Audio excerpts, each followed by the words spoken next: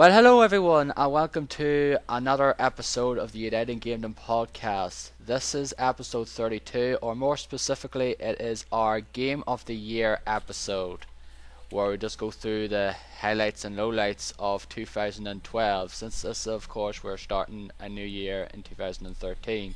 I am, of course, one of your hosts, Darren, aka Dow.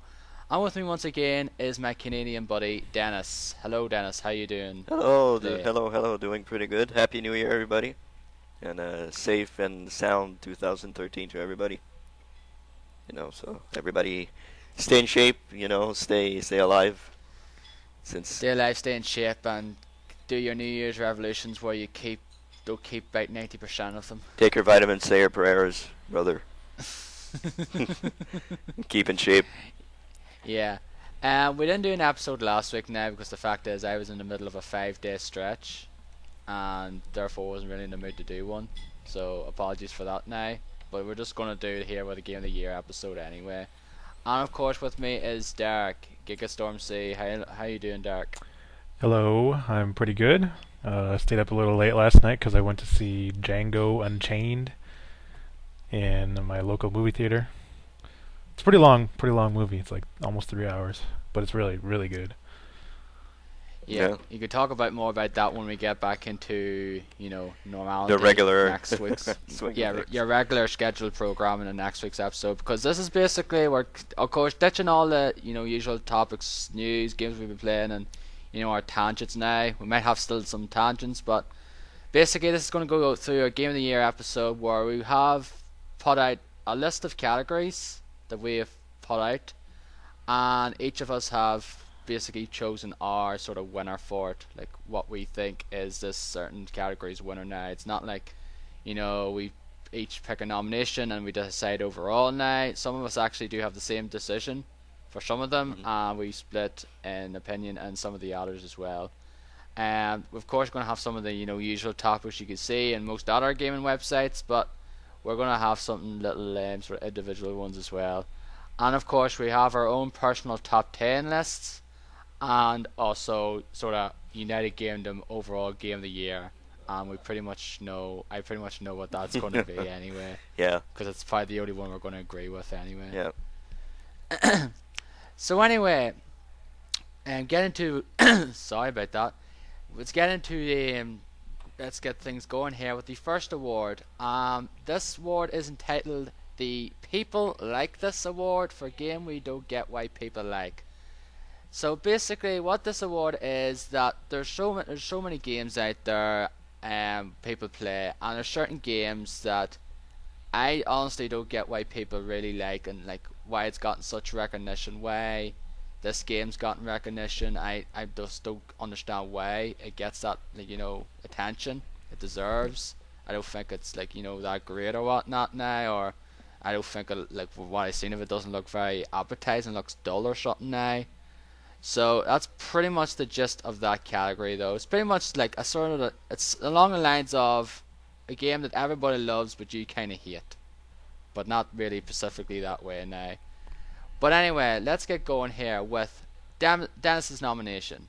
Or your choice? What is your choice for this award, Dennis? My choice is, and I know I'm gonna make people probably upset with this choice, but Not me. Dark Souls. I cannot understand why people play that game. To me, dying over and over and over again does not look like fun at all. It does not look like something I would enjoy. And I know Darren, you like the game a whole lot. Yeah, I personally love that game, Yeah. but it's not for it's definitely not for everyone. So I can understand why you would think why people like this game. It's just basically it's a kind of a niche game. It's not for everyone's taste. And to me, it looks a little slow. Like it looks a little tedious, and the whole, you die and you come back, you have to go get your souls. If you die again, you lose everything, and you have to restart and all that. It doesn't really appeal to me, that whole gameplay thing. So Yeah, it's kind of it's a lot of games are like that, like kind of like roguelike games where if you die you lose your items pretty much, Yeah. and you have to get them again. Zombie U on the Wii U pretty much has a sort of same Yeah. aspect, same sort of system as well, Hmm. where if you get killed, you basically respawn as a different person. You have to get to the location and kill the person you were as a zombie Yep. to get your stuff back, and if you don't, you lose that stuff. That doesn't really appeal to me, honestly. So that's the game that I nominate. Well, that I chose in there. So how about you, Derek? What did you choose? What did you choose? Well, while I would agree with your choice, Dennis, and I also am going to agree with your choice, Darren, I chose another game that a lot of people like, and and this game has been receiving a lot of different awards. Not like good awards, not something like this, where we don't understand why people like it. And this actually would be on my games we've been playing list if we were doing that, because I played the demo. I just decided to play the demo for some reason. I think because I saw it come up and I was like, well, I don't understand why people like this game, so Mhm. I thought I'd try it out. So I am talking about Journey, which is only available on PlayStation Network. It's a downloadable game. I played the demo and I don't know what the hell's going on. I mean, sure, it looks good, but it's just it's pretty. The demo's pretty short for one, and two, like I had no idea what the hell I was doing. It's like it seems like you can't jump unless you get these little like floating pieces of paper or something or cloth, and then you can jump once, and then you have to get some more, and it's just like okay. And like I don't know what the purpose of the whole game is. Like, do I have to get to this big mountain or something? It doesn't. Yeah, that's It's not pretty explained much. well at all in that demo. I don't know Mhm. if the full game is like that. But I mean, even when it came out and I had never tried it, I just don't really. I never saw the appeal of that game, and I don't understand why people are saying it's such an emotional game. I mean, I can see like, The Walking Dead has a lot of emotional moments in it, but there's no dialogue, it's just running around in sand. I don't really see what the deal is. Yeah. If you play the full game, you might have a different opinion. I don't know, you might not. But it's something. The music really sort of plays a big part in the game, though, as well. Especially when you get into later the game, there's certain locations. So, and there's a certain point in the game where the music just really just kicks in, though, and just sort of pretty much matches the game perfectly, though. And that's the reason why I personally love it, though. Like, it is a short game. It's like you can finish it in like 2 hours or so or less. Mhm. But I just honestly did love that game. This really was a kind of was a journey for me. I really did enjoy it. And like the fact is, did you were you able? I don't think if you were you able to play any with was there not a person there with you or not? Nope, it was just like start game, boom, and then go. There was no Okay, so you options or didn't anything. get no, and so you didn't get joined by anyone then, like a random person or something. Was there No, someone else there? No. I don't know if that Okay. feature is even in the demo.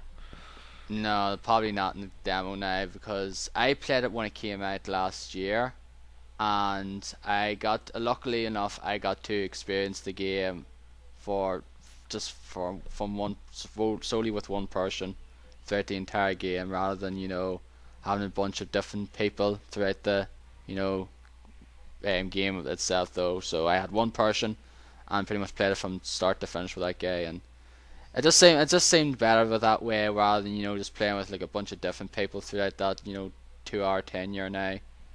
But I don't know. I can't really explain why I love that game. I just do. But yeah, I can see why people wouldn't. I know there's a lot of people out there like yourselves that are not fussed in those kind of games. Like, why does people like this game? What's so appealing about this game? Is it something wrong with me, or is it just not my kind of game or whatnot? Yeah, I don't that's what I know. was thinking. So like for Dark Souls, like a whole lot of people at my job play it, and it's like, oh man, you should play this game. It's really good. And I'm like, is something wrong with me because I do not see the appeal of that game. I do not see why people Oh. enjoy that at all. So I don't know. Is it me? I don't know. No, I would agree with you. It's not just you. Okay. No. And I even rented Like the game and played it, and I was like, "What the fuck's going on? This is not fun." yeah, I'm not gonna bitch slap you now for not like seeing the appeal of these games now. Like I personally love Dark Souls and love Journey as well. But the game I chose is a game I honestly do not get why people. The thing is I am probably somewhat biased here because I actually haven't played the game. that I've chosen. Yeah, well, But I've seen enough footage of it though, and I've seen like, certain gaming sites go gaga over this game, and to me this game looks dull as hell, and that is Spelunky. mhm. I do not get why this game was up for a number of awards in GameSpot. Jam Bomb sort of talked about it on some of their Game of the Year nomination podcasts. Brad Shoemaker loves that game. Yeah, and it's back on this week of Breaking Bad there on Jam Bomb. But to me, it just looks like a game that was done like 20 years ago, just with a fresh coat of paint. I could say the same thing about Super Meat Boy. I don't get why people But- like that game either. Mhm. It's kind of like the same Really? idea, isn't it? It's just like a big, really hard platformer. But I actually like Super Meat Boy. Spelunky to me just looks bland. It's kind of like the same me, thing, like- though, isn't it? Maybe visually You it's know- different, sure, but I mean, they're both platformers, and aren't they both really difficult?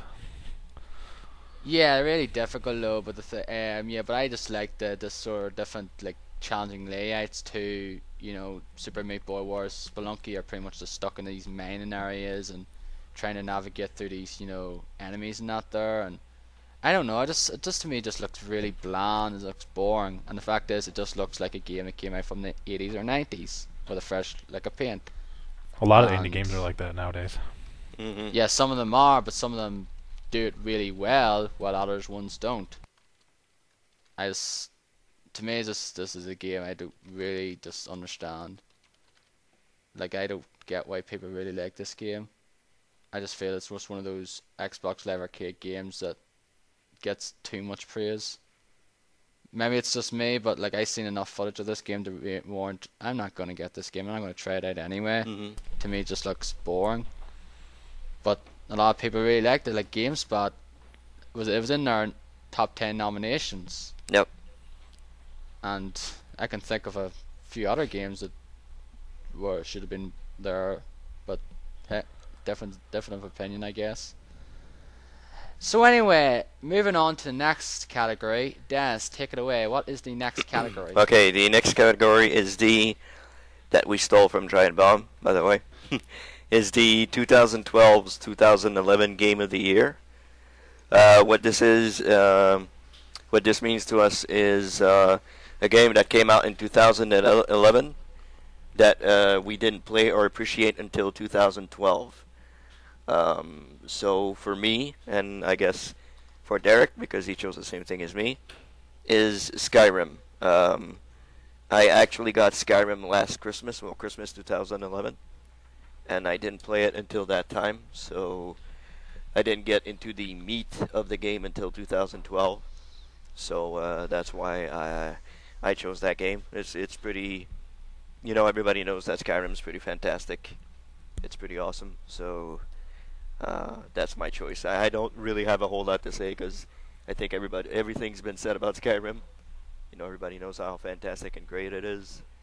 I still haven't played the DLC. I need to get into that. But I haven't touched it myself, though. I haven't played that game in 6 months. I don't know. I don't think I see myself going back to that game.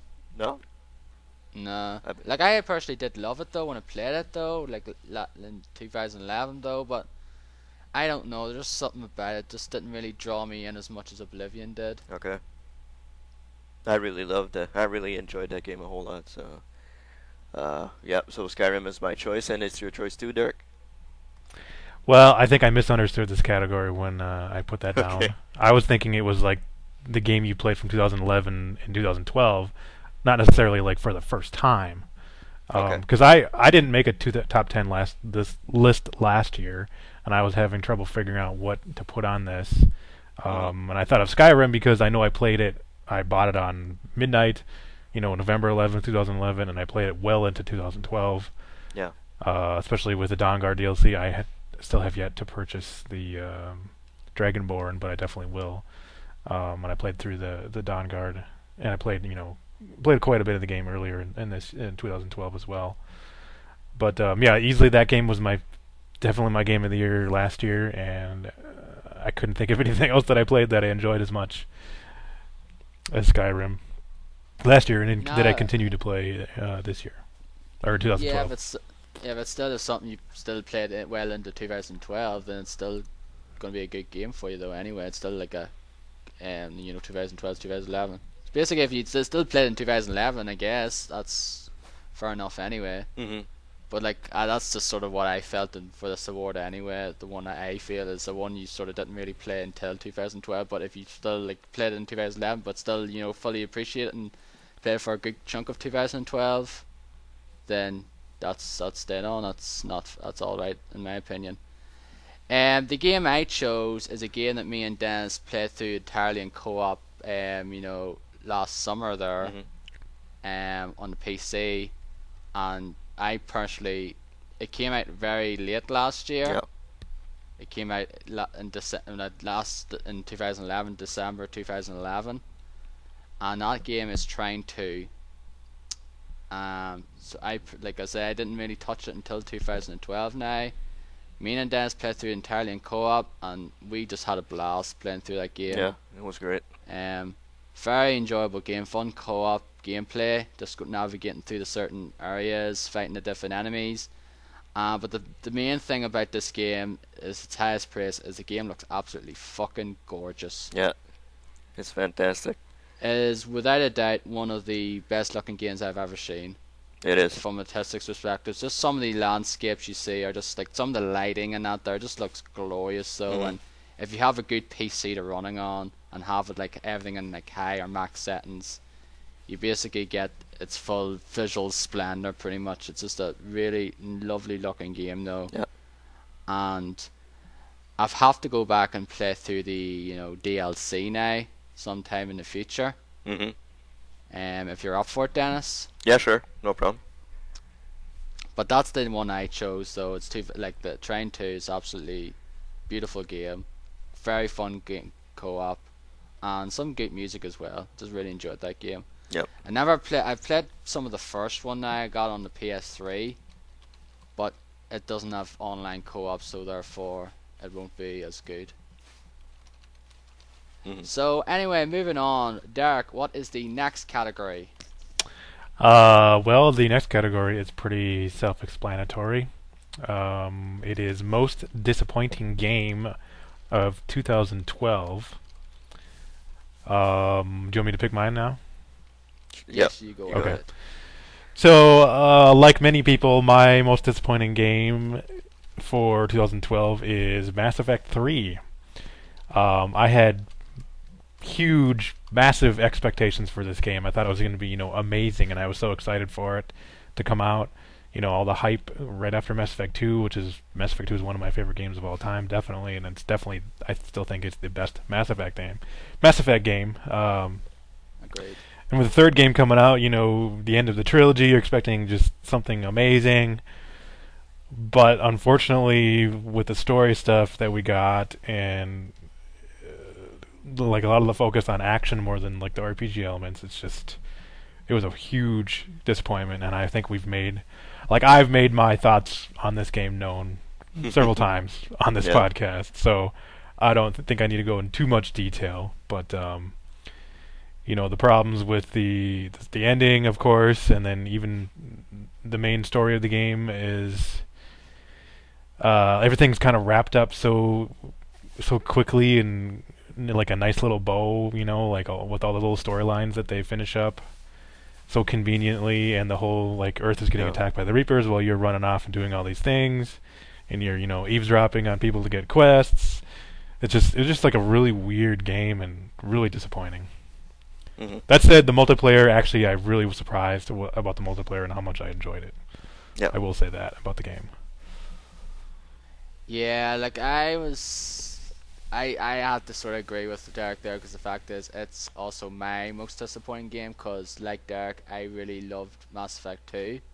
To me it's the best in the trilogy. A lot of people think the third one is, but when you look at some of the things like the stupid way the side quests are dealt, where you go and eavesdrop on people, then go and get certain item or whatnot, and come back and say, "Oh, I just managed to go to this planet and get this item for you. I'm a nosy bitch. Here you go." Yeah, you don't even talk to the people and go off to do their quest and come back and, hey, there's that. Yeah, and you're supposed to be, thing saving the galaxy, and you're out finding these freaking items for these people. Yeah, like to me, this just feels really sloppy though, and really the sort of the N7 missions I think they are basically you just do the multiplayer maps Yeah. in the main game.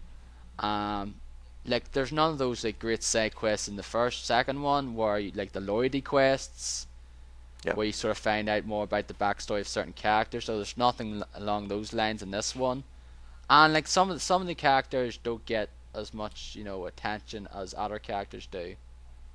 Like some of them are pretty much just left out in the shadows. You pretty much see them; they're just pretty much there for fan service or something, like cameos and that's it. Or they hang out at the hospital the whole time. Yeah. Yeah, that's right. Like, it's just feels weird though. And again, the ending, I'm not as pissed off with the ending as other people are. I'm just a bit indifferent to it. I don't think it was very crappy now, but I just don't think it's very good either. Just very, pretty much meh on the whole thing. And we'll talk about this later as well, with another category as well. We'll just briefly talk about it here. But there's this whole thing about the DLC, pretty much explaining the story. The whole, like, more of the actual thing should have been in the main game itself. So we'll get into that sometime down the road. But yeah, Mass Effect 3 is my most disappointing game as well. Another one I just basically mentioned here is Assassin's Creed 3. I enjoyed the game, but I felt disappointed with that game as well. It's nowhere near as good as 2 or Brotherhood. Yeah, true. So, anyway, Dennis, what is your most disappointing game? Well, I didn't choose Mass Effect 3 like you guys. I actually enjoyed playing the game. I mean, yeah, there's all the things you talked about. Yeah, that's kind of weird. It was a disappointing sequel to the second game, but I think my most disappointing game for this year is Need for Speed Most Wanted. We talked about it. I talked about it on this podcast and everything, saying that I was expecting another Burnout Paradise from this game, and it is nowhere near as good as Burnout Paradise was.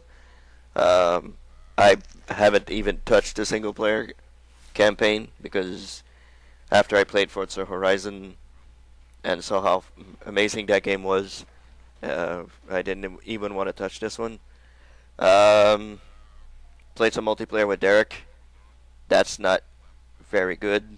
It's cool when you have people that you know, but I think the things you need to do, like the competitions that are set up, are kind of lame compared to what was in Burnout Paradise. So yeah, I was very disappointed with this game. Thought it would be much better than it actually turned out to be, and big disappointment for me this year. So there you go.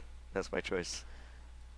Yeah, I was your most anticipated game as well after E3, and it's kind of like a thing for me. Like GTA 4 was my most anticipated game of 2008, and it ended up being my most disappointing game. Yeah, exactly. So see how things turn out. Yeah. I was never really much into it anyway. To me, it looked pretty cool, but I'm not like Burnout Paradise kind of game. It's not a game. It's another game that I don't really get why people really, really love that game. I liked it, but not like overly in love with it like some people are. Yeah, you weren't too much into it. Yeah. Like I never finished like the single player and didn't do all I liked the multiplayer for certain aspects of it, but single player in that game was boring. Doing the same kind of races, going to the same checkpoints, blah de blah. Got boring after a while. Just I prefer 3. I'm just one of those Burnout 3 takedown sort of enthusiasts. Okay. Anyway, the next one is the biggest surprise. The game that you weren't really expecting much of, like you weren't really looking forward to, or you thought it was going to be, kind of meh. It's like, I'm not really looking forward to this game. I'm not really, want to play this game. But then, or you just didn't really see it coming. You didn't really, know anything about it. You just like, oh, let's try this game out, and then totally, pretty much, exceed your expectations, and then some. He's like, wow, this game totally took me by surprise. I love this game. I didn't expect this whatsoever. Pretty much that was what the gist of this category is. And for me, this one is kind of a no-brainer. It is one of my favorite games of 2012. I rented this game, I think, on your recommendations. And first of all, and then I bought it later on, and that is Syndicate. And I rented the game when it came, a few months after it came out, and I played the campaign, and I was just very much blown away because I absolutely loved most aspects of the game.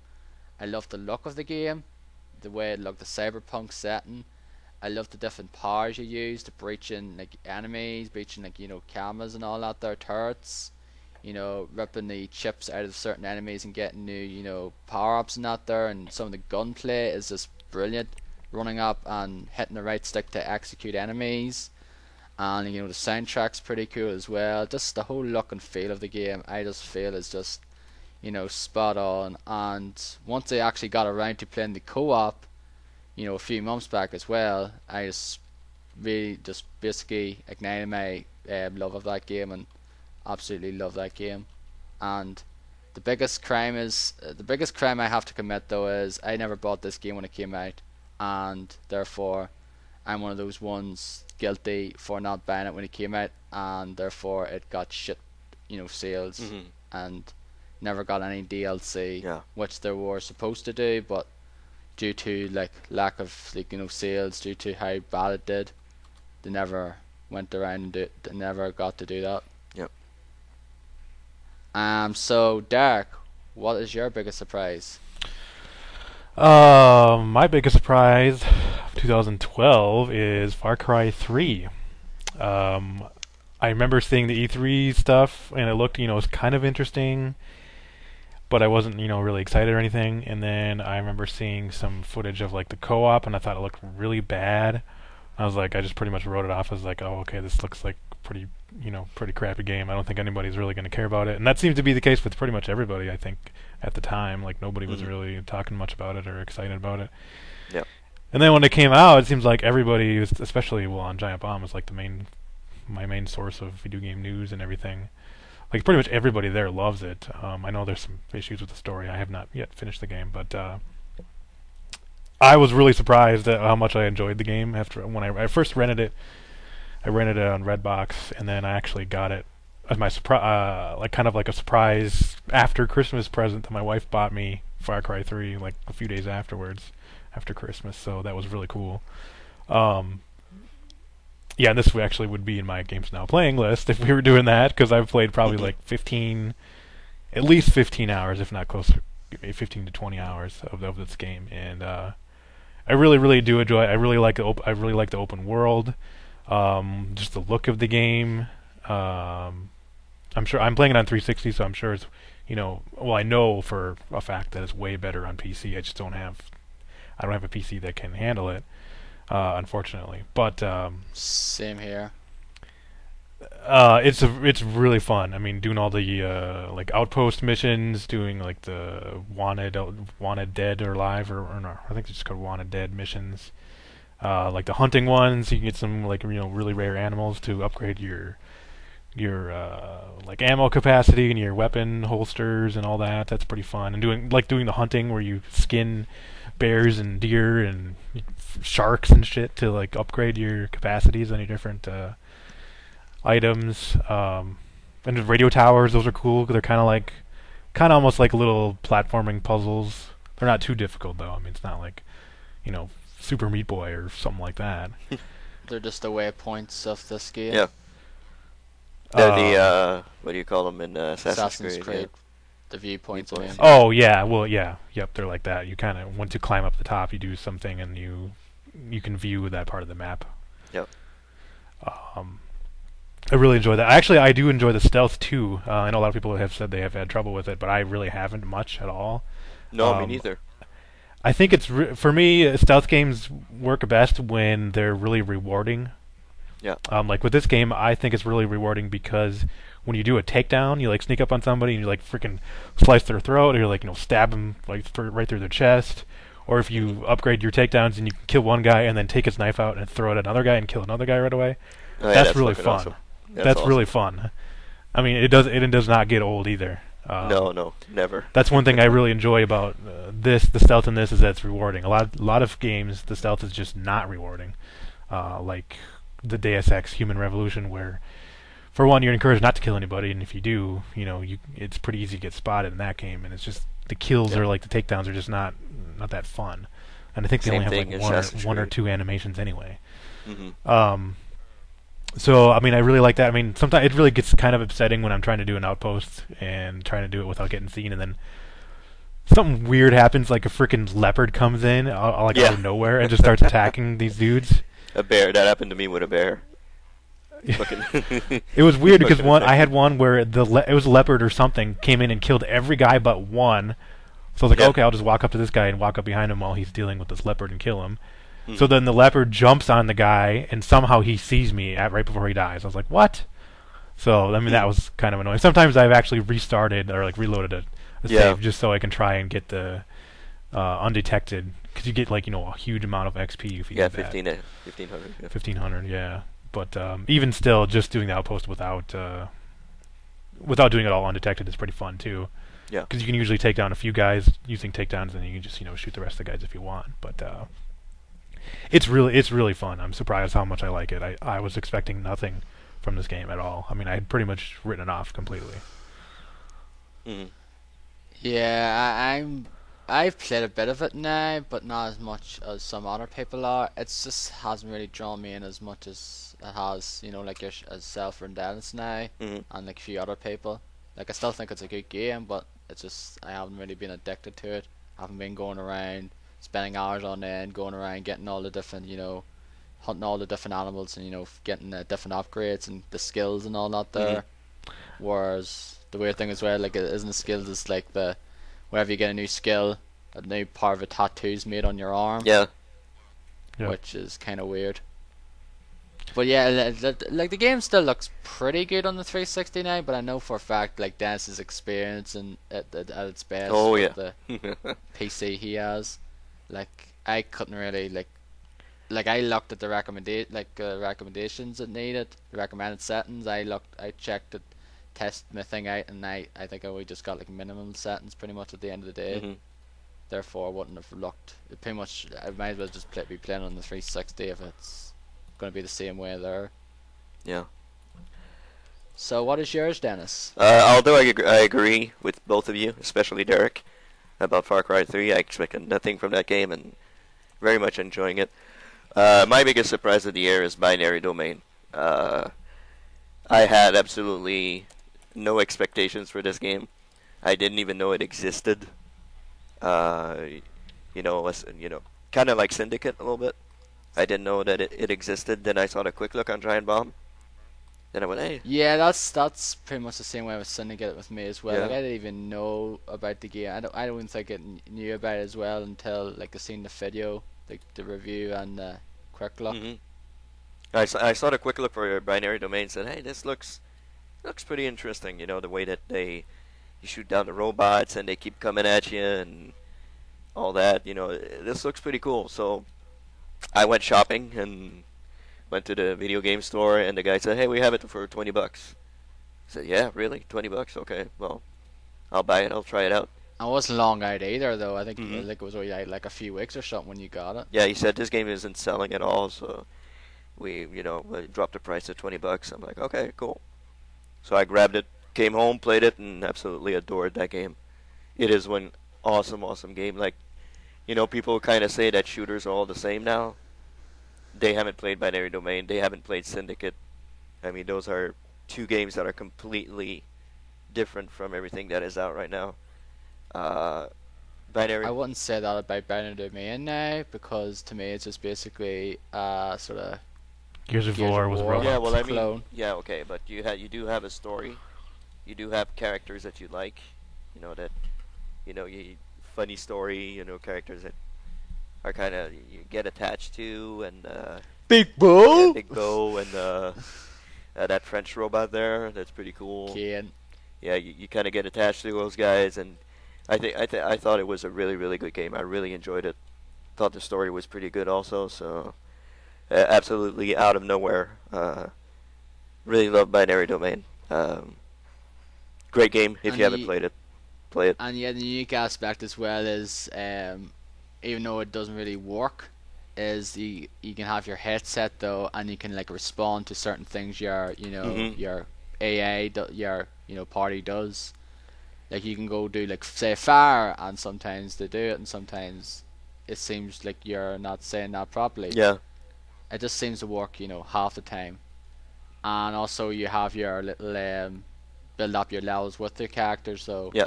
like certain actions, if you respond to them positively or in a certain way, that your meter of them goes up, the appreciation meter, whatever it's called, or sometimes if you like shoot them by accident or something like that, there it goes down. Mhm. And there's a certain I don't know what ending you got though, Dennis. I want to talk to you later about this here when we're off, because I know Derek I think's played some of it. Mhm. At the moment though, so I know he hasn't finished it. Yeah, Yeah, it's there- because I've switched to Far Cry 3. Yeah, Yeah. There are different endings. which yeah. I don't think Dennis will blame you for that now. No, I don't blame him. No, not at all. Yeah, but you should go back to Boundary Domain. It's not really a long game anyway. You can easily finish it in a couple. 10 or 12 hours, you should be done with it. I'm pretty sure. Actually, don't I think still it's don't like that the long. shooting. Oh, you I've don't gotten like the to. I met the French robot, and we like escaped in some little car, and now we're trapped in some like subway and getting shot at by Okay. some huge like tank robot thing. The shooting is just Something like that. mainly because the gun that your main character has, it like doesn't stay in one spot when you shoot. It like goes up. Like there's such Yeah, a like such a great. kickback that it like it screws up your aim. I have I have a lot of trouble with that. Yeah, like I kind of agree with that. Sometimes the shooting of it is not always the best now, but I still enjoyed like the game overall. Like the story was assault pretty rifle good. you get from the robots when you kill them, I think that's better because it doesn't do that. That doesn't have the kickback. So you just use it then, can Sometimes, yeah. Yeah. So that one you can't upgrade that. That's the problem. you? Yeah. Yeah. But still, it's a fantastic game. All three games, I think, in the biggest surprise category are games that people definitely need to play. Yeah, I think Far Cry 3 is the most popular of the three, but yeah, and it's the most recent one as well. And despite the fact a lot of people, probably said, "Oh, I've composed my game of the year list now," when it's like when it wasn't even out yet. yeah, I had to Like I had to redo mine. I haven't. Yeah, because of Far Cry. I haven't done it though because I haven't put much time into that game as other games. But maybe next year if we are still not doing this, it might be my 2013-2012 game of the year, Maybe, perhaps. perhaps. But anyway, moving on, Dennis. Yes. What is the next category? We come to our first unanimous category, the most overlooked, underrated game of the year. I think that's pretty much self-explanatory right there. Like the game that nobody Nobody played, nobody bought. Nobody played, nobody bought. It didn't sell well. Nobody's talking about it whatsoever. No. I don't think I've seen it in anybody's, except for Jeff Gertzman, anybody's top 10 lists anywhere. And that game is Syndicate. It is pretty much unanimous. Everybody here on their podcast answered Syndicate. So I almost put Thank you. Sleeping Dogs, but I was like, Syndicate is even more underrated and underlooked than that game. oh yeah. Yeah. People were talking about Sleeping Dogs, so Mhm. like the only person I know, like for how I follow, that really loves Syndicate is Jeff Gershman. True. No one else that I know of, Besides That's- us. Besides us, yeah. besides ourselves, have talked about that game or like played it and said, "Oh man, this game's awesome." Exactly. Yeah. He's the only one, and the fact that like he was talking about it on the Giant Bobcast, and like I don't think any of the others actually played the game or like played it for like 5 minutes either. No, when they So did the they did a TNT, he was playing that and Brad was playing Far Cry. Like everybody was like, "Oh, what's this? What do you do with this? Where do you go?" You know, stuff like that. Like nobody knew about the game except for Jeff, and it was kind of disappointing because it's a really good game and people should really and play it's it. done by Syndicate, it's done by Starbreeze as well, Yeah. which have done good games of that genre before. Like they know we're renowned for Chronicles of Riddick Escape from Butcher Bay, which is one of the better licensed Yeah, it games. is pretty awesome. Yeah. And the Darkness from back in 2007, which is one of my favorite games from that year. I really enjoyed the Darkness as well. Indeed. Darkness 2 I did enjoy as well, but not so much, mainly because the fact is it's so fucking short. It's criminal in my opinion. I'm sorry, I know some people bitch on that there. It's 5 hours, stop bitching the fact like it is kind of criminal how short that game is, concerning the fact the first one was like 8 to 10 hours. But yeah, Syndicate were pretty much unanimous on this here. Yeah, pretty much. Yeah, actually, right after I watched the quick look, I bought the game. Like I just bought it, and I don't do that usually. I usually try, rent the game or play the demo first. I just straight up bought it after I watched the quick look. Yeah. I was like so like impressed with the way the game looks, and Yeah, pretty much the same here. So. and I wasn't wrong. I know I bought it and I loved it right away. I mean, Yeah, especially good the game. co-op, but just everything about the game, the look of it, the the setting, like the sound. I love the sound of the guns, especially when you're in your dart overlay and you shoot the guns. They just sound and they feel really powerful, like really powerful. Yeah. Yeah, I really like that. that's another thing. Yeah, the sound design in this is pretty awesome as well. Yeah. Like they just did a great job with it. Too bad no one knew about it because EA did a fucking really piss poor job of marketing this game. Yeah. Exactly. Did they even market it at all? Yeah, I don't even think that's they marketed. that's pretty much. I'm just doing a piss poor job of even marketing it. I don't even think they even did hardly jack shit on it. Yeah. It's like, oh, we know this game, it's not going to do well, so whatever. I didn't even know about it until that quick look came out. I was like, oh, what is this? Yeah, like that's goes to show how great, how quote unquote great of a job they did. Yeah, exactly. If you actually didn't even knew about it until the actual game was released and seen like the quick look and reviews and that there. It's too bad. Too bad though. Yeah. But like basically that is probably one of our biggest. If you're coming out of this after listening to this, buy Syndicate, Yeah. play it, Yeah. and hopefully you like it as much as we did. Yeah, go out, buy it. Maybe we'll see a sequel if enough people actually play that game after, No, I don't think we'll help much, but, I don't think we'll see a sequel, which sucks. No, But too bad. yeah. Or DLC, because I really would like seeing DLC for more like maps. Yeah. But the fact is, I'm guilty for I think he's bought it new. I bought it used, so I'm the guilty one Yeah, here. you're the guilty party. Yeah. Yeah. So anyway, the next category, Derek. What is the next category? Well, the next category is another self-explanatory one. The worst game of 2012. And I don't think we're not being specific to platform or anything here. It's just the flat out worst game. Doesn't matter if it's downloadable or not. And I chose Need for Speed Most Wanted on Xbox 360. It has. Even though you had Assassin's Creed 3 there before. I did, but I was like, I haven't finished it. It could get better. I don't know for sure. Like I mean, at this point, with Assassin's Creed 3, I don't really even want to play just because it was just so boring. Like I wasn't really having any fun. But I know, I mean, I am going to go back to it just because I want to see what happens with the story. Whether or not it's good or not, I still want to see what happens with it. Yeah, it's just to me, like honestly, though, you could go back to it, but it's not really worth it. Is it worse than Assassin's Creed Revelations? I never seen the ending of Assassin's Creed Revelations. So, you never seen it? No. Not on YouTube? Anything? No, I didn't. I read I'm at the plot though, but I forget what happened though. But I never watched it. Okay. So yeah, I put Need for Speed Most Wanted. I definitely was not going to buy this game, and I know Dennis was really excited for it. and then I saw there was a trailer that came out shortly before it came out, and it showed off a lot of the stuff that they had, like that's very similar to Burnout Paradise, like with the billboards and like the gates and like like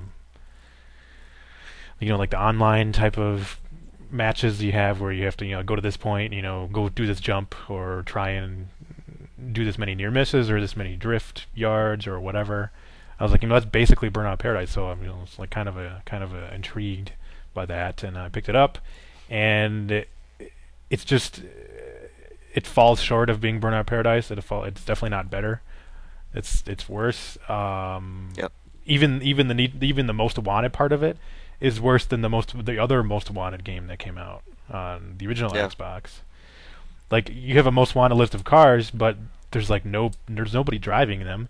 There's no character to those cars. They're just like, it's almost like they're robots or something. You get this weird little intro video that's all like psychedelic and stuff, and like this car like forms out of different little pieces of like metal or something, and like, okay, now I'll go race. It's like, what? Why am I even racing in this car? I mean, it's just really weird. I mean, the other stuff that they try and do is kind of interesting. They did add like some of the online stuff is a little different than Burnout Paradise, but I don't think it works as well, especially because it takes so long to get to the next event, because you have to meet up at a certain place, and then you got to wait for everybody, and most of the time there's like one or two people that are like stragglers, and then in the meantime everybody's just smashing into each other all the time, which is just not fun, unless you're some internet troll that you just love doing that kind of stuff, just being a dick to everybody. And then during the races, during the events, you can get knocked out by assholes that take you down, and then you can't get any more points. Yeah. And I know Jeff has said he loves that a part of the game, but I don't love it because, I mean, maybe if it's like if you're playing with only friends, only friends, like say like 8 friends, and like that would be kind of funny. But yeah, I agree with that there. Yeah, definitely. exactly. the problem with playing on Xbox Live with randoms is odds are you're gonna get several assholes. 7 assholes. Oh, yeah. And that game is Yeah. filled with them. That's for sure. Mm-hmm. But even the single player, the frame rate is really bad. It's the worst in the multiplayer because a lot of the cars, like the traffic, will just pop in all the time, like at random. And the fade-in's really bad. The frame rate is really bad. It's really an unfortunate game. Yeah. I'm sure it's probably a lot better on PC, but I don't really have, as I've said with Far Cry 3, I don't have a PC that's good enough to handle all the modern games that are coming out. So, so yeah, I think that I would say that was my worst game. I almost put Mass Effect 3. I was like, that's more disappointing than just worse. Yeah. So. No, I wouldn't say that's that's my pick. Like, I don't even want to play the game anymore ever again, even though there's DLC that came out. Like, I don't care. But it's not just like cars or anything. Well, I mean, still, but even then, if there was no DLC, I definitely wouldn't want to play it again. Yeah, me neither. Like Burnout Paradise, if you want to play Burnout Paradise, fuck yeah, let's go play. Yeah, I'm in. Yeah, I played, like I said. That's from 2007. I don't care. I'll play that game. That's awesome. Yeah, I'm definitely in for that. 2008, actually. Sorry. Whatever. It's old.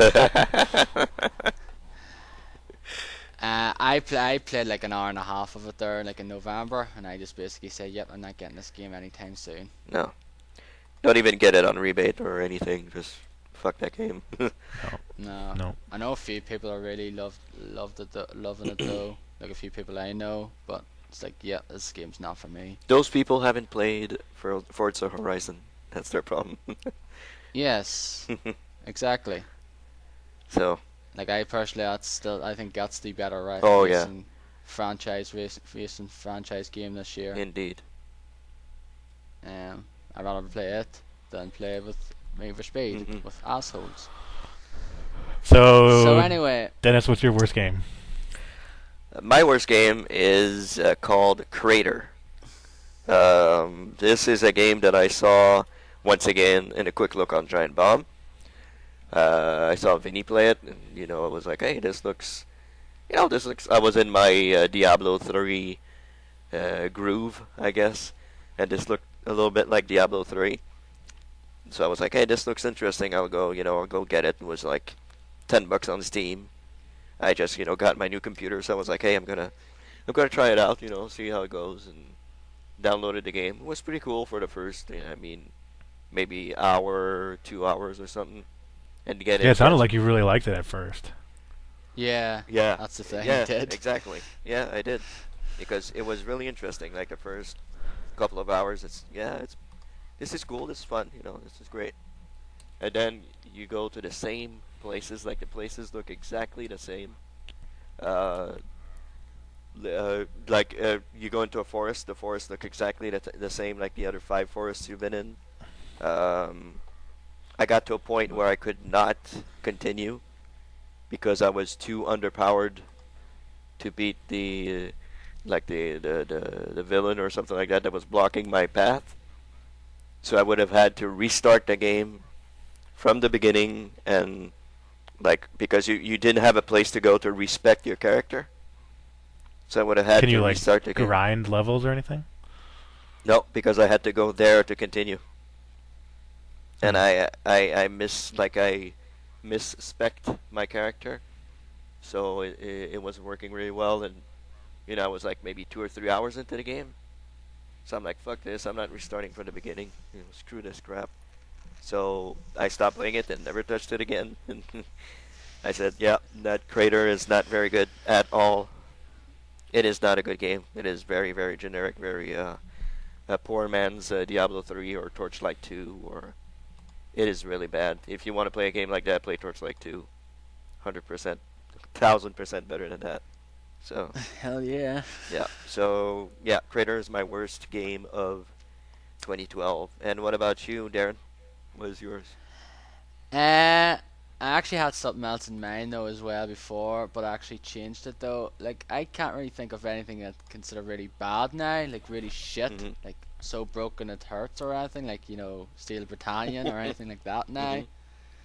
But the sort of game that I probably I think is probably at the bottom of the list anyway. This for 2012 is London 2012, Yeah, that's not a bad game. and I thought you guys liked that game. That's not a bad game. I liked it all right for the bit though, but the fact is, some of the events in are shit. Yeah, well, true. And the fact is, I just pretty much bought it on impulse because of the Olympics were happening at the same time, and therefore after that you pretty much regret getting it. I'm Then guilty of that too. yeah, I bought it full price. yeah, I bought it for £20. I just basically I bought it I just basically bought it by like I think Dennis got it first. He said, yeah, you want to play Olympics or something? And I'll say I'll get it then. Fuck it. Mhm. And I played it for a couple of days or number of hours, and and I never touched it again. Yeah, me. It's same not thing. it's not like a bad game now. It's just a mediocre game. Yeah, it's Like I agree. Mhm. it's not like, oh my god, this game, like it's a lot better than Beijing. Oh yeah. Because I played it and it was god awful. Yeah. Because some of the events in this are pretty good though. Like archery's not so bad. Like some of the other ones are all right. Like some of the ones are swimming's a bit tricky though. The way you have to rotate the analog sticks to swim properly and all that there. Basically there's still some button mashing ones as well. Like you having to run and all that there, but it's not like Not as much as track and, yeah. It's not like track and field. That's what I was gonna where you say. fucking blister your fingers. That was yeah. Goddamn track and field, yeah. Yeah, but like it's like it's probably like the worst. I'll probably come off this podcast and fucking remember something else I actually played that's worse than it, Mhm. and I'll be like, fuck. Yeah, But, I like, looked through my library that I played this year, and Crater was like the one that was standing out above everything else. So it was a very easy pick for me. Yeah, there's a few other ones as well. Like I had Fable Heroes, which I played once and never want to play it again because it was a very mediocre game as Yeah, well. that looked crappy. I don't know. That looked bad. Like I just got it anyway because I thought it looked pretty good though, but I played through with a bunch of people once and lasted about like an hour or so and then never touched it since. Kind of regretted getting that. But anyway, London 2012. It was all right though, but it's probably the worst game I did play though. Like none of these games are considered really shitty now. Like maybe for Dennis perhaps, but like none of them are like broken. Like certain other games like Steel Battalion or Yeah, because we're not a website, so we don't go out and play games that we have to play, for reviews or stuff like that. Like we don't go out and buy shit games. So yeah, that's why we know what the shit games are from Yeah. those review Yeah. so it's sites. kind of hard to pick a game and say, this is really crap. I did have my decision was really really easy in this category, but I mean, that was an impulse buy and I regretted it. So same thing I guess for Derek, which who bought Need for Speed. So usually we're not a website, so we don't play Steel Battalion. We don't play all those Nintendo DS's games that come out and are pretty much garbage. Or Call of Duty Declassified, Yeah. Black Ops Declassified, Black where Ops you spend Declassified. full price for a fucking game that lasts an hour. It's a bunch of like wee missions and like multiplayer. Yeah, That is that is pathetic. yeah. I don't understand how that made it to shelves, but anyway. The worst thing is a bundle with it. Really? Imagine getting that for Christmas Day. That's the only game you got. Great, yay! Thank you, Call of Duty. Just play it for an hour. It's like, okay, I'm done. I'm finished this game already. Yeah, that's it. You'd be fucking ripped off, Yeah. pissed off big time.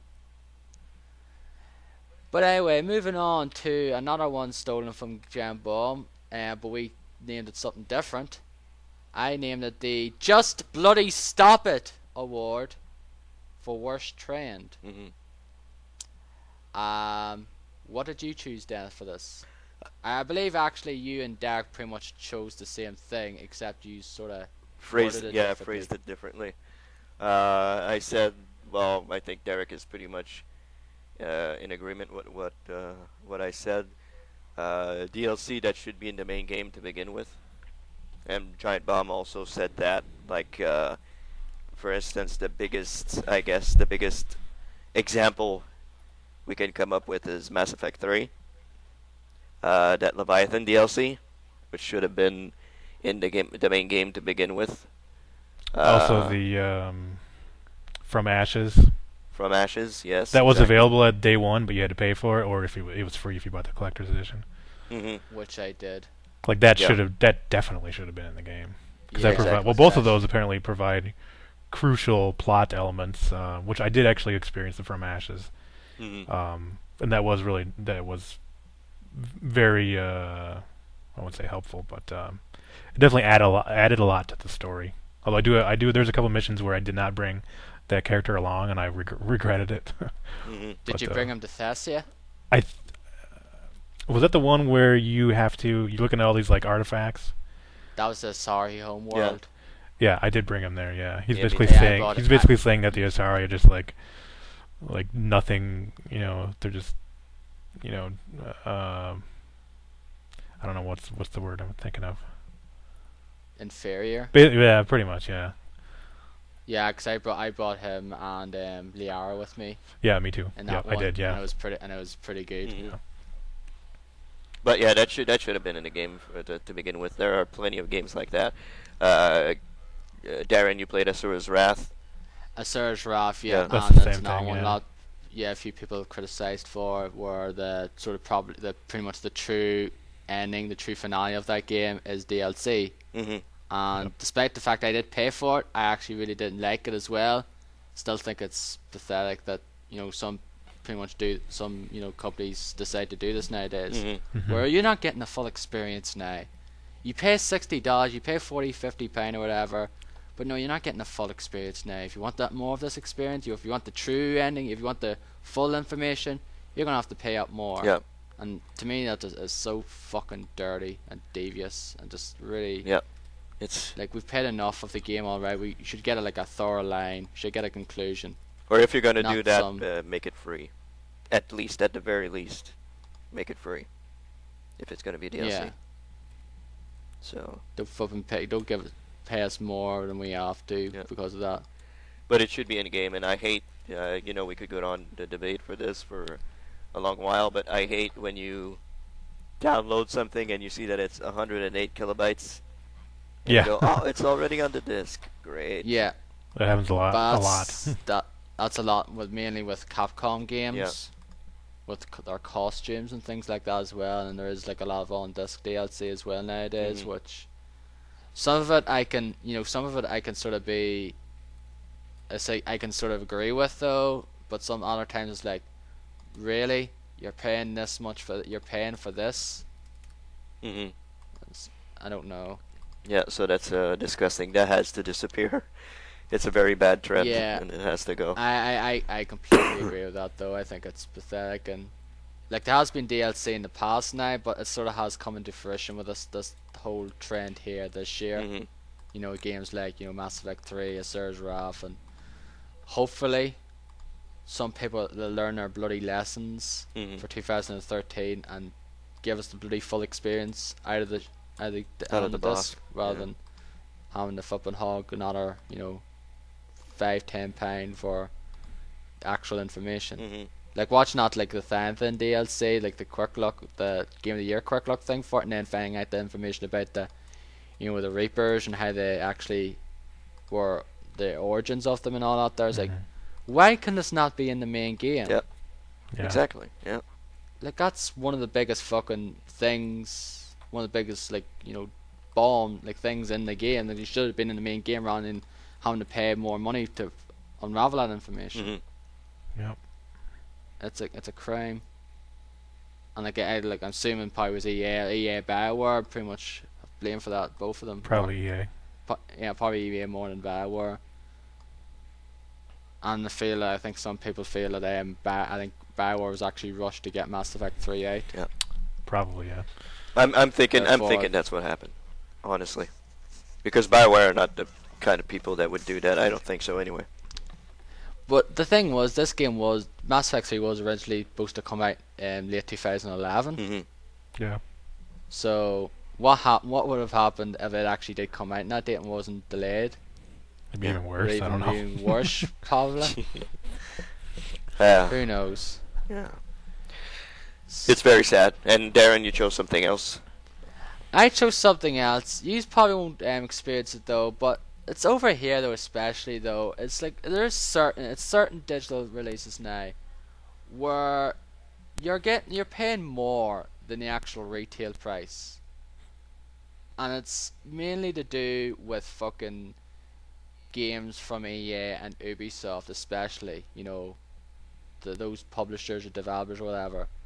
But I'm sure other ones do it as well. And it's basically charging up the ass in digital releases. Right, most games here come out here are £40, or some places are £50.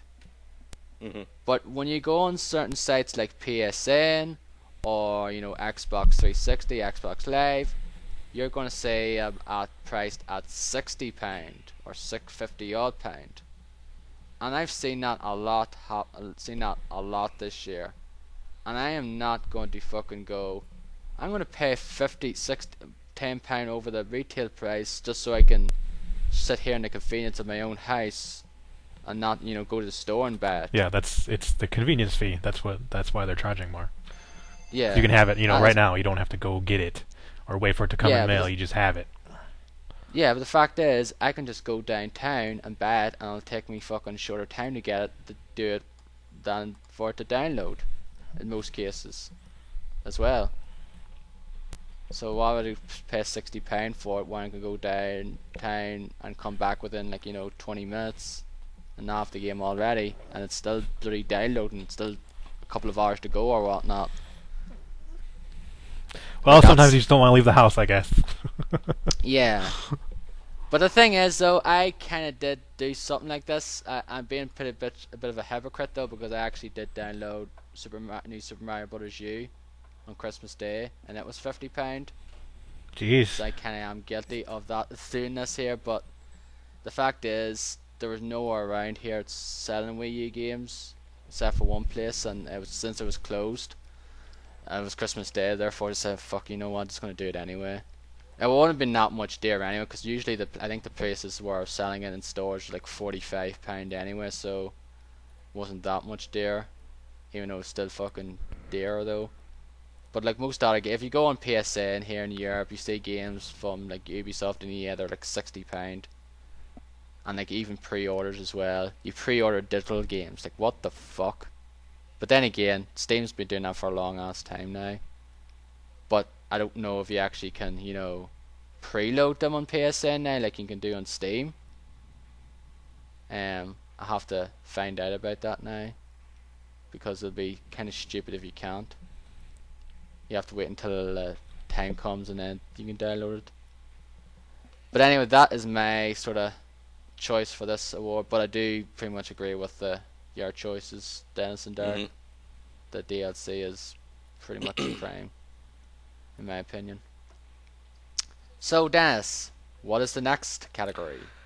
Another pretty much a self-explanatory category. Best graphics.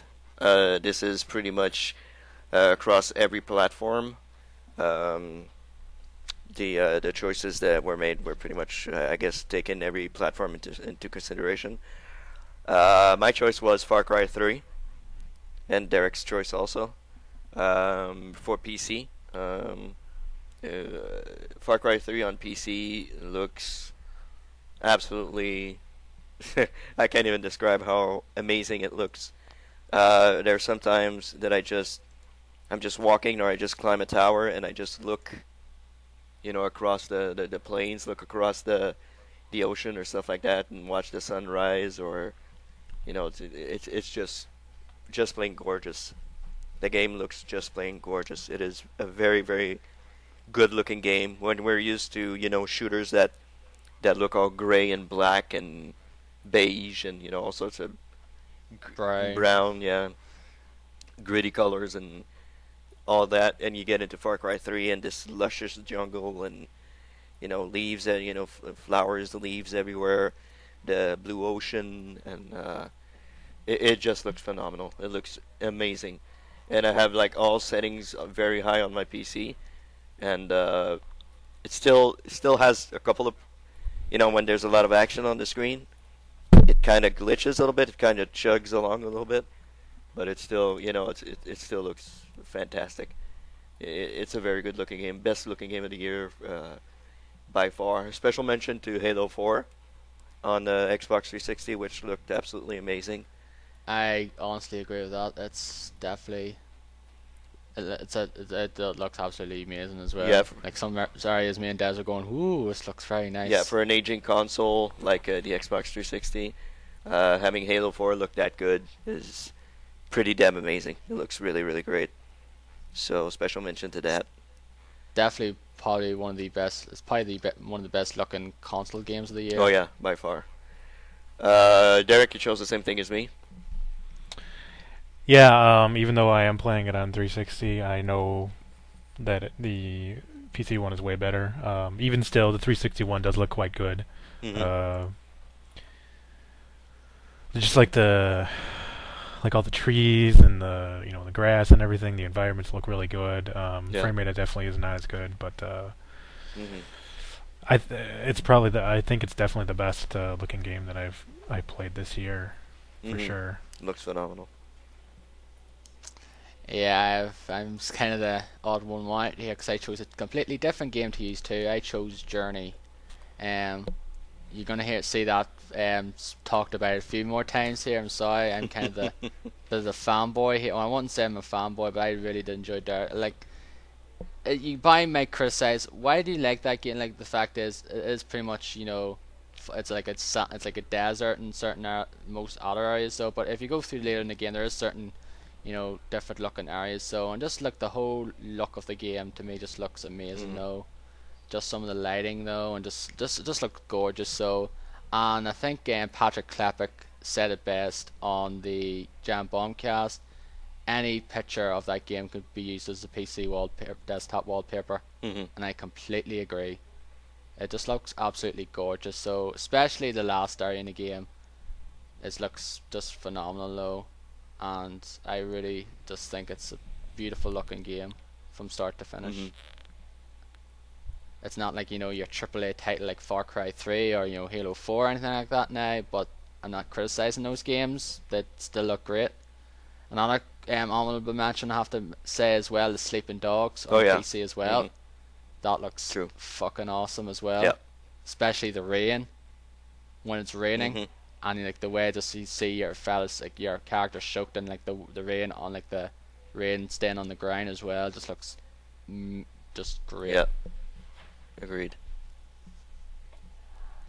So anyway, Derek, the next award, which I pretty much would be another unanimous one, but it's a good one indeed. What is it? Well, like you said, it's unanimous, and we all agree that the best story for 2012 is The Walking Dead by Yep. Telltale Games on multiple platforms. Indeed. PC, 360, iOS, PS3. Yep. In stores now. Yep. Yeah, in stores now. Retail versions is in stores now as well. Yeah, exactly. Yes, that's true. Yeah, I mean we've talked about this game in great detail on every time they released an episode Yep. on this podcast, and I think we all agree that it's a fantastic story. There's nothing better that I've played this year at all that has a story that compares to The Walking Dead. Like, it's not even close. Mhm. No, I absolutely agree. Just like some of the characters, you just get really invested in the characters. Just some terrific writing, though, and like some of the especially some of the choices you have to make though are just so fucking. Oh man, I really have to make this choice. This fucking sucks. Yep. And emotional ups and downs, and mostly downs, but emotional roller coaster during the game. It's really, really great. And quite possibly episode 3 has to be the one that stands out amongst all of them, I guess. Yeah, that's the biggest, the biggest bummer episode. Yeah. There's just so much. Like it's also like it seems to be all fine at the start of the episode, and then just gets shitter and shitter and shitter yeah. throughout. What that happens, like just basically spoiling game. Like what happens? Your hotel's raided by the bandits. Though you have to escape. Fucking Ducky gets bitten. Doug or Carly gets shot. Lily leaves. Leaves. You put it up and leave her at the road. Duck turns. You have to either shoot him or Kenny shoots him. Just so really bummer things you have to do in that episode. Just really stands out. Just a really fantastic game though. And like some people out there saying, it's not really a proper game though. It's more of an interactive game or blah blah blah blah. Like it's your opinion though, but I completely disagree. Yeah. It's an adventure game. Exactly. If you played some of the adventure games back in the days, they're kind of similar. You go around, interact with objects, talk to people, make choices. Adventure games have been around for a long time. Yeah. So they've been longer for most. They've been one of the oldest genres. So they are. Yeah. They're older than like first-person shooters, for Pete fucking sake. Exactly. Very true. So yeah, basically, as a Walking Dead's fantastic though. Like all of us would probably say episode 3 is our favorite, would they? Yep. I would. Yes, but with the caveat, the first-person shooting segment in that first part of that episode is just absolutely horrible. Like, it almost ruins the experience. Yeah. But I mean, luckily later on it gets a lot better. But that was just really, really bad, and somebody really screwed up when they decided to put that in there. Yep. I agree with. I mean, luckily there is some more segments in later episodes, but they're done much better and they're a lot easier. Yeah, I know, but I played on PC. You guys played on 360, so you had a worse experience than I did with that there. Like I did in the first go, and like never really had a huge problem because I had the mouse and keyboard. Therefore, I was able to, be more accurate. Yeah. I guess. Yeah. Yep. But I enjoyed it though. Like, I enjoyed every episode. I know you guys weren't really fond of episode 4, really. No. But I actually enjoyed all the episodes, so. So I did. But yeah, it's a fantastic game, great story as well, and it's going to be hard for Telltale to top this. Yeah. That's all I have to say. I'm pretty sure they can, but we'll just have to see what's going to happen. So anyway, the next category is one of 2 music categories. It's the best original music, music that's basically created specifically for the game, of course. Dennis, what is your choice? I don't like it, but what is it? My choice is, I know you guys will not agree with this, but it's Hotline Miami. I think the soundtrack to Hotline Miami is absolutely phenomenal. I adore that music. I really, really enjoy that kind of music, and I don't know, it adds a whole new dimension to the game. Like it makes it, the game is in the 80s, like the late 80s. So I don't know, the music just fits. It just fits with the game, and I really enjoyed it. Well, the music doesn't sound 80s except for maybe the one song that I like, which is when your score is totaled at the end of a level. The rest of it is just, it's just repetitive, and it's the same thing over and over. Especially when you're dying all the time, the music keeps going, and it's just, you get sick of it quick. I mean, that's my issue with it. Yeah, that's pretty much my thing. Especially watching that quick look off as well, hearing that same track over and over again. Yep. That's one of the things I do not like about certain music, though, where you hear something, it's like, oh, this is a 5-minute song or something, and it's pretty much repetitive as shit. It's just the same thing over and over and over again. Oh, that's my favorite song. The thing. So. Anyway, yeah, I actually went and downloaded the soundtrack, and I've been listening to it. I really enjoy that soundtrack. The game's pretty awesome also, so yeah, my favorite original score is Hotline Miami. Really love it. I like the game. I don't like the music. Although a lot of people say, oh, the music basically makes the game. Yeah. Hmm. Well, I'm not the only one who likes that soundtrack, so.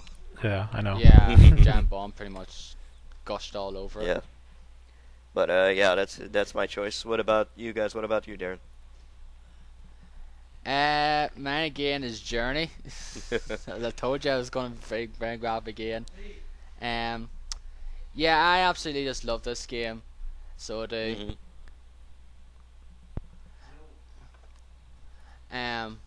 Just because the thing is, it's one of those games that the music pretty much is very much in tune with the game, though. Like, if you play this game without the music, though, you're not really going to get the full experience. So, and I don't know if you can really play the music outside of the game now and experience it the same way. Like, there is certain games out there, even if you do listen to the soundtrack outside, it's still great. Mm-hmm. But like playing the game, just makes the game that much more special with me. I'm kind of a fan of that sort of orchestral kind of symphonic kind of that kind of stuff, like from certain RPGs and things like that now, and that kind of soothing music. Mm-hmm. I kind of like that stuff though, rather like the dubstep dance beats and repetitive stuff that you like from like Hotline Miami. There's no dubstep in there that I've heard. There's no dubstep in there. Well, not dubstep, but like some of that dance stuff, those beat stuff anyway. Yeah, techno, like stuff that kind of mostly dance stuff anyway. Mm. Grime and all that, shite in my opinion. I'm not a big fan of that stuff. I know people are really like it, but I'm not. But that's all I have to say though. Like, I just really do love. Like, you can download the soundtrack though. And the thing is, well, mention it here. The fact is, this is the first video game in history that's been nominated for a Grammy. Yeah, that's true. So there's an achievement. There's an achievement there. Mm-hmm. Can't say the same thing about Hotline Miami now, can you? Or anything else. I'm just gonna dig that into. Yeah. No, Just gonna dig that. Just gonna shit on that view. I'm gonna do that now for the next 6 years, like you do with me with the sex. Yeah, but sex is funnier than Hotline Miami. No, it's not. You're the only person in the world that finds that funny. I know. That's what's funny about it. But yeah, how about you, Derek? Your choice. Best original music, I would say Fez. Like the second I started playing that game, I fell in love with the music. Like every single track. I love every single track. I mean, I even got the soundtrack and I listen to it every once in a while. That's one of the few games where you can just take the soundtrack, separate it from the game, and just really enjoy the music. There's very few games where I do that in, except like a lot of the old classic 8-bit games. I listen to a lot of the different music from that over and over. But as far as the modern games go, this is one of the few where I would listen to the soundtrack over and over. When I'm not playing the game. I never finished the game, but I like I said, the second I started playing that, I really love the music. Download the soundtrack, every single track. I love it. It's got really cool, like kind of like electronical ambient sound to it. It's really neat. It's really really original too. Like it's not something you don't really hear anything that's like that. I think that's what I enjoy about it the most. I haven't. I only played the trial of that game though, so I have. So I don't. I can't really think too much of the music. It's been a while since I actually played the trial. I played the trial when it came out though, but I bought it when it was on sale there during the holiday sales on Xbox Live. Hmm. So I'll have to try it myself and see if I feel the same way. But I know a few people really like the soundtrack of that game as well. No, So I'll have to I check it out love for it myself. definitely. I really really really like it. I wish I would like the game more. I just because it's a platformer and I don't have the patience for a lot of platformers and like a lot of the puzzles I can't figure out or it takes me just a long time. Hmm. So that's really my only issue with it. It's just me and not the style of game that it is. So, but I hear it gets really crazy and really awesome. Like if you really dig into it and uncover all this like secret stuff. So maybe so. I mean, I'll probably go back to it at some point for sure. But I still listen to the music every once in a while. I really enjoy it. Anyway, yeah. And the next category is best licensed music. Yep. So it is, and this is of course music is a license. Some tracks you know of, that's basically put into a game. Dark, what is your choice? I really don't have a solid choice for this. I can't really think of any licensed music that I really enjoyed this year. So I'm picking Forza Horizon because I do like quite a few of the tracks on there, although it does get repetitive because I've put, like 15, 20 hours into that game, and if you Hmm. listen to the same thing over and over again, pretty much anything can get annoying and just you don't like it anymore. But I really enjoy some of the electronica, like dubstep stuff that they have in there. And compared to the other games this year that have licensed music, I it, this is like the best that I can come up with. So I mean, it's a really weak choice for me. It's not a definitive answer, but that's pretty much what I'm gonna have to go with. Yeah, I pretty much had a hard choice with this one as well, though, because I couldn't think of a thing, and pretty much just thought of a Lollipop Chainsaw, even though it's not the greatest one, but there's Oh certain God, tracks that I like. those fucking Hmm. I know, 60s I know. songs or whatever. You talk about me with I Hotline Miami? Really? That's licensed Get the music. fuck, yeah, get the fuck out of here, that Darren, yeah. Yeah, it was his licensed music though. Yeah, of course. There's the Mickey with every time you go to the menu, which pretty much fucking made people kill themselves. Yeah. And Yeah. that Um, lollipop, lollipop, lollipop, lollipop. eh, Oh yeah, crap. yeah, Mickey and Lollipop. Yeah, those songs. Repeat them. But there's certain songs I do like though. Like it was just one part of the game I loved though when you're basically on a combine harvester and you're shredding zombies to the to the music of Dead or Alive. You spin me round like a record, baby. Hmm. Hmm. I just love that moment. And there's like a Dragon Force song at the last level of the game as well, which I Really? really Wow, like. that's funny. Yeah, it's I think it's Heroes of Our Time, so it is, Hmm. which is pretty awesome as well.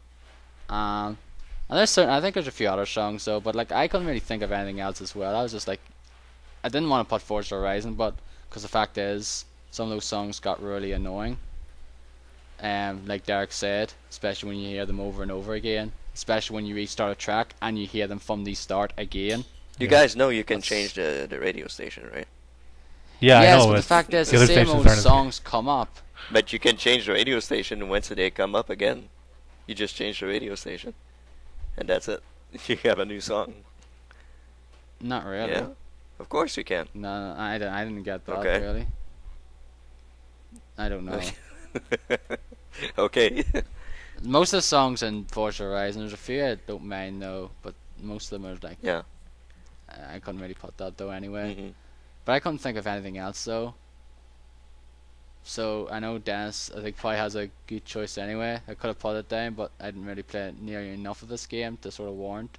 The Yeah. My choice is Rock Band Blitz. I played a whole bunch of Rock Band Blitz this year.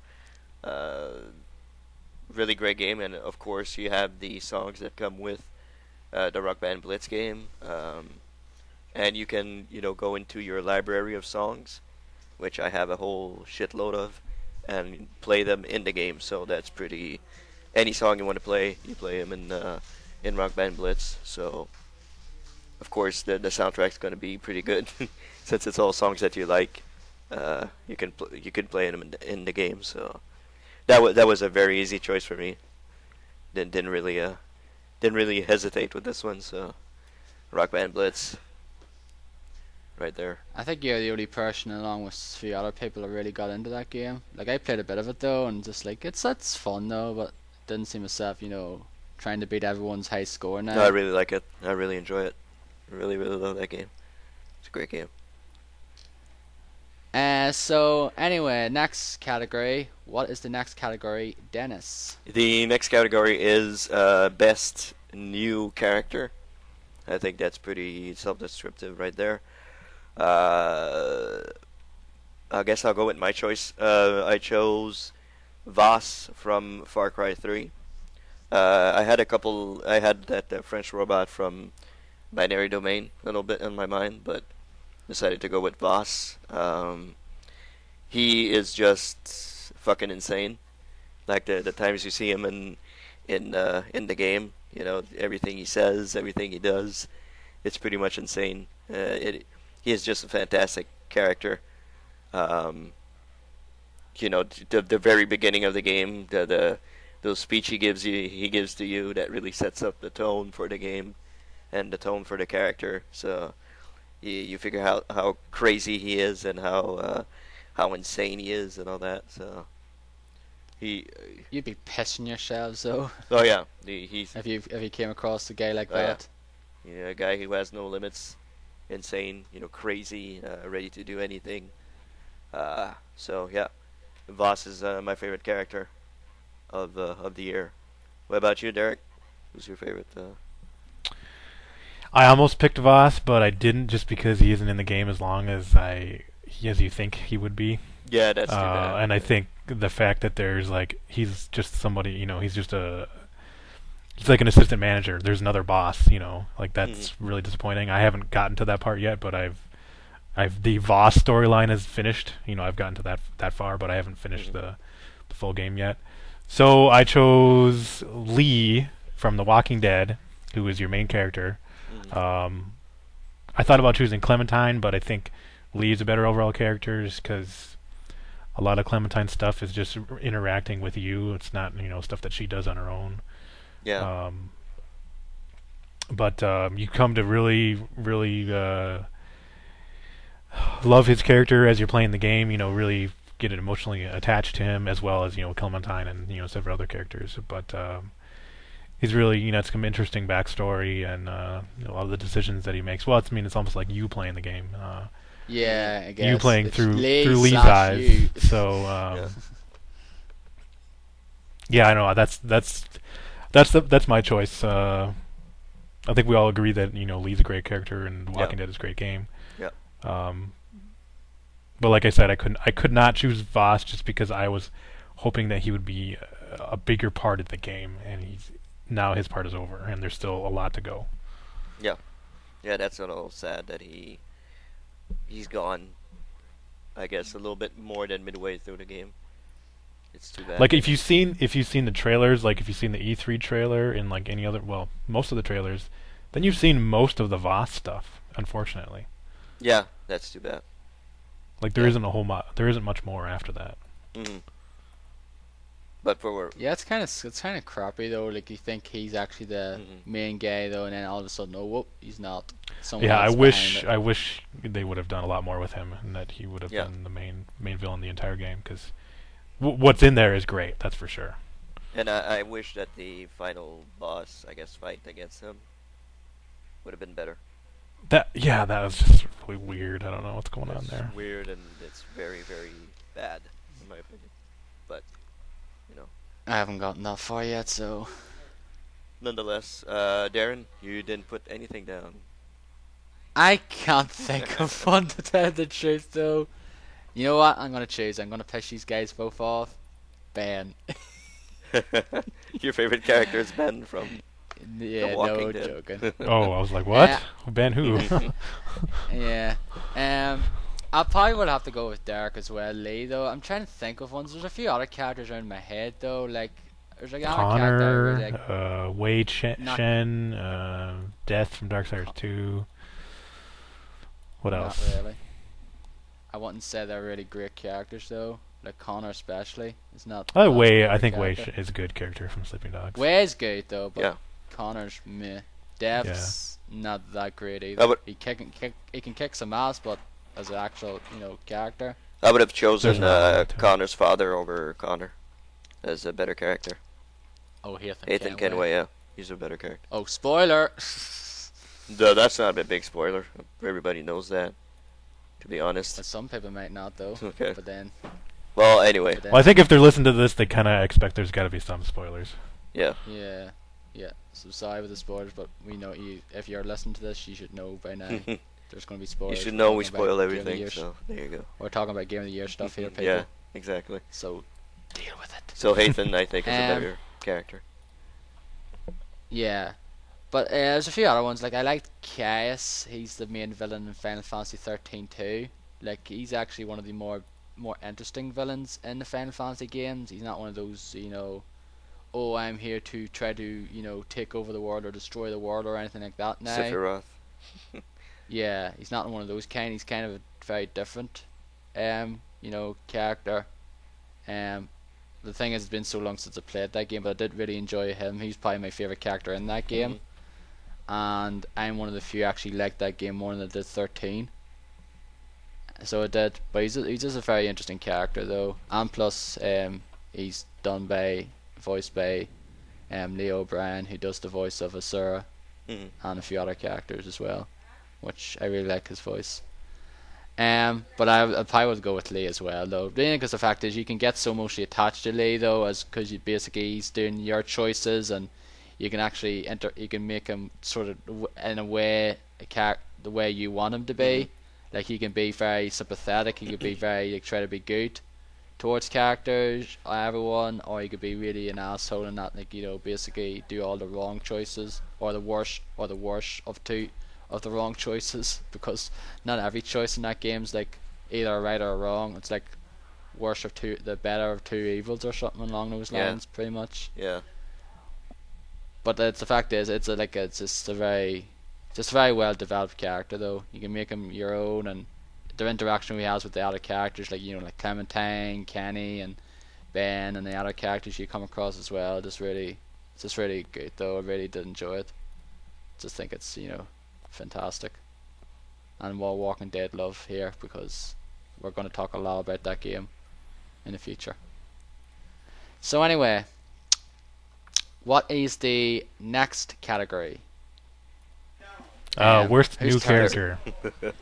Next category, worst new character for 2012. This is another one for me that was kind of difficult to choose. But I went with Handsome Jack from Borderlands 2, just because he gets pretty annoying pretty quick. I mean, I suppose that's probably the way they designed him, like on purpose. But every so often, he'll like interrupt your, come over your little speaker, your intercom, your radio, or whatever that is, and like just give you shit all the time. Like, that just gets really old. He's just really bloody. He's arrogant. pretty much one, what's that one term? Not one-sided. One-trick pony? Yeah, that's pretty much all. He's just one. That's his only character is that. They do try and add a little bit with some other character that I won't spoil, like 2/3 through the game, where there's like a character death that's involved. Like they gave him a little bit there, but I don't think it really works. Yeah. Yeah, I have to agree. Like that's the part where me and Dennis got to it and we were like, oh, this must be the end of the game, but it was not at all. Yeah. Still had a while to go. Yeah. After that. Yeah. So yeah, I think I'm just gonna go Handsome Jack just because he's so annoying. Yeah. And there's not much to him. He's just annoying. He's just some asshole, Exactly. Well, speaking of assholes, plural, my worst new characters, plural, for me, are Jason's friends from Far Cry 3. I almost picked that, but I was like, I don't want to pick that. I really, those guys are just fucking. I don't know, Derek. Have you done the, like when you're in the cave when you rescue your friends, like you can eat a pill? Did you see Yeah, that? I've done like three of those. Yeah, I I think mean, there's even 3 pills. 4, if Oh, I'm there's not 4. mistaken. Okay. Yeah, and you see like a little bit of the backstory of those people, what happened before, and my God, those guys are fucking assholes. Like those guys are Yeah. really. I really hate those kinds of people. Like I especially hate that stoner kid like the most. Oh yeah. Oh, I just want to fucking kill him. Oh yeah. I was like, why did you rescue that guy? He's a loser. The stoner kid, like a really dumbass and everything. So Yeah. Yeah. they kind of make it like when you rescue them that you try to get closer to them. Like they give them a little sentimental thing, but for that guy, it really does not work at all. Yeah. I just wanted to punch him in the face. Have you finished the game? Not yet. I'm very close to the end. I though. hear there's like a choice at the end, and one of the choices I've kind of got it spoiled for me from from listening to the Giant Bomb Game of the Year podcast. Yeah. It sounds fucking awesome, and I'm really looking forward to doing that. I won't say it, but Yeah, you're probably going to say, yep, I'm going to do that choice. fuck yeah, I'm gonna do that choice. Yeah. It's gonna be great. Yeah, if it's one that you get to kill your friends, I'm all aboard for that. Yeah, he said, oh no, please don't kill us. Fuck you. Yeah, but yeah, they're the worst character in my opinion. All of them, all of his friends, his girlfriend, his brother's girlfriend, everything. They're all horrible. They're all horrible people, and Like You from know. my black card to your black card. Fuck yeah, we're so rich, we're so awesome. yeah, exactly. Yeah, it's those fucking ones you see in those reality shows who think they're fucking better than everyone. Mhm. Yep. Like the Kardashians, all them fucking people. Yeah, exactly. That's what they are in this game, basically. Yeah, so they were my worst character. That was a no-brainer for me also. So it's those guys at the very, very top of the list. Handsome Jack wasn't far behind, but those guys pretty much took the cake.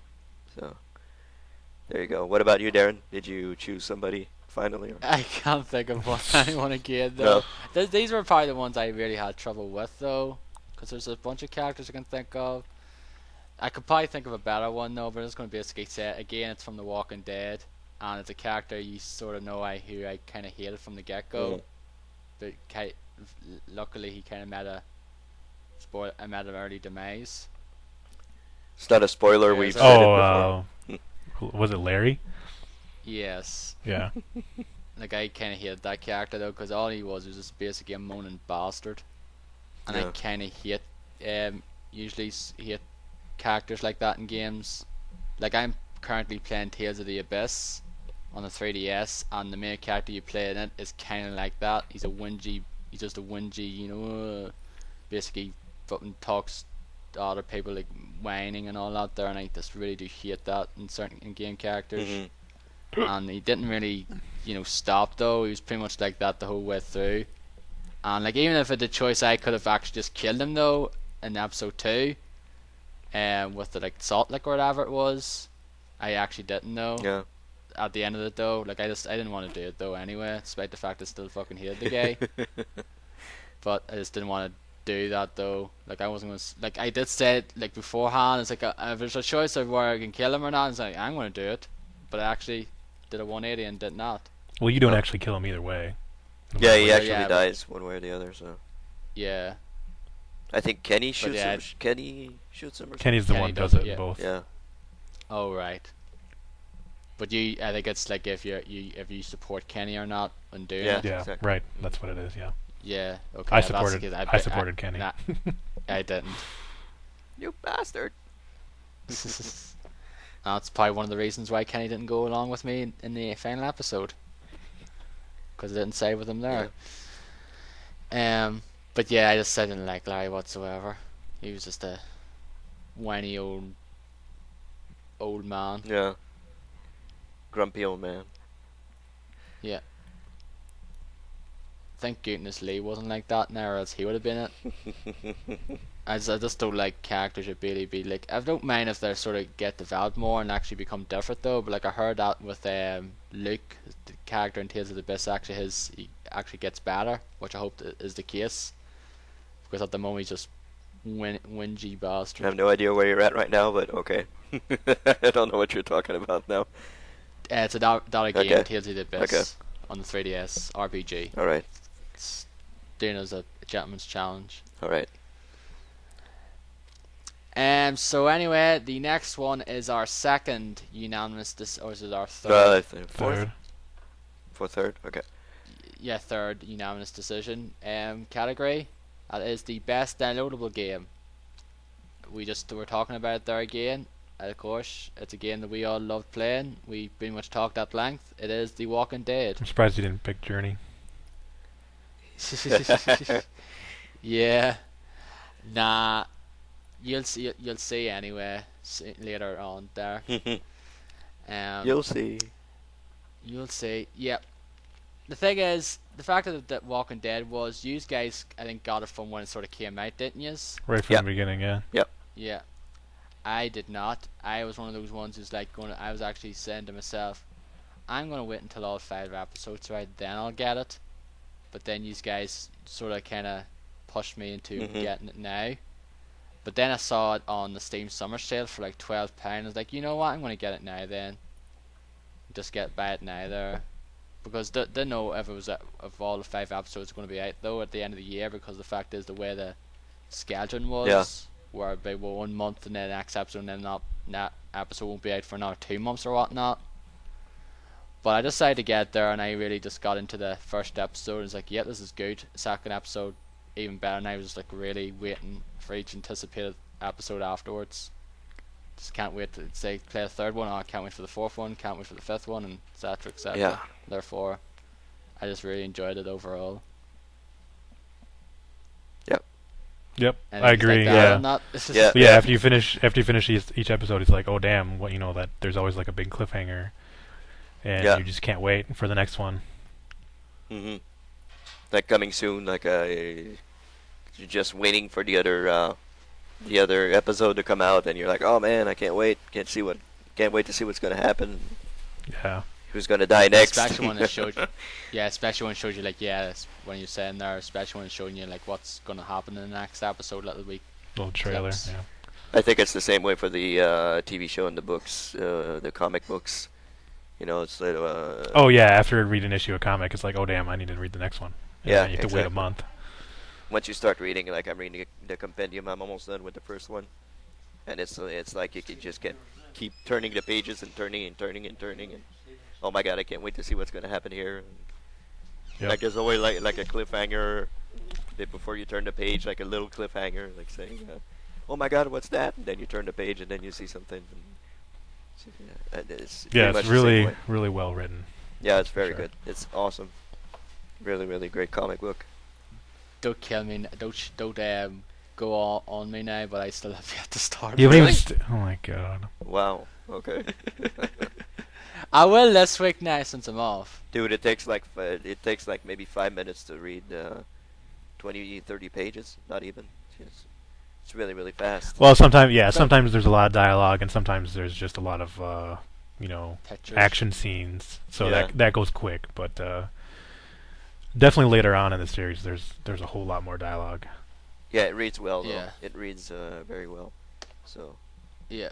Yes, it's I'll- not in a I'll kid's try. comic. They say fucking shit and stuff like Oh, that all yeah, the time. there's So a whole lot of swearing and stuff, but it's really good. and it's really it can be violent at times too. good. Yeah. What issue is it on now? 105. 105. Okay. Yeah. I'll get to it. If this time next week when we're doing our next podcast and I still have not get to do it, you can slam me for all you like. We'll go to your house and beat you up. Yeah. Take a flight to Northern Ireland and beat my ass. Yep. Anyway, the next one is what, Dennis? What's the next category? The next category is best console only game. A game that came out on consoles only. That did come out on PC. or yeah, on PC. or handheld. Yeah, This handheld. is basically only home console where it's like the 360, PS3, Wii, Wii U. or Wii U. Yeah. So my choice and Derek's choice are actually the same.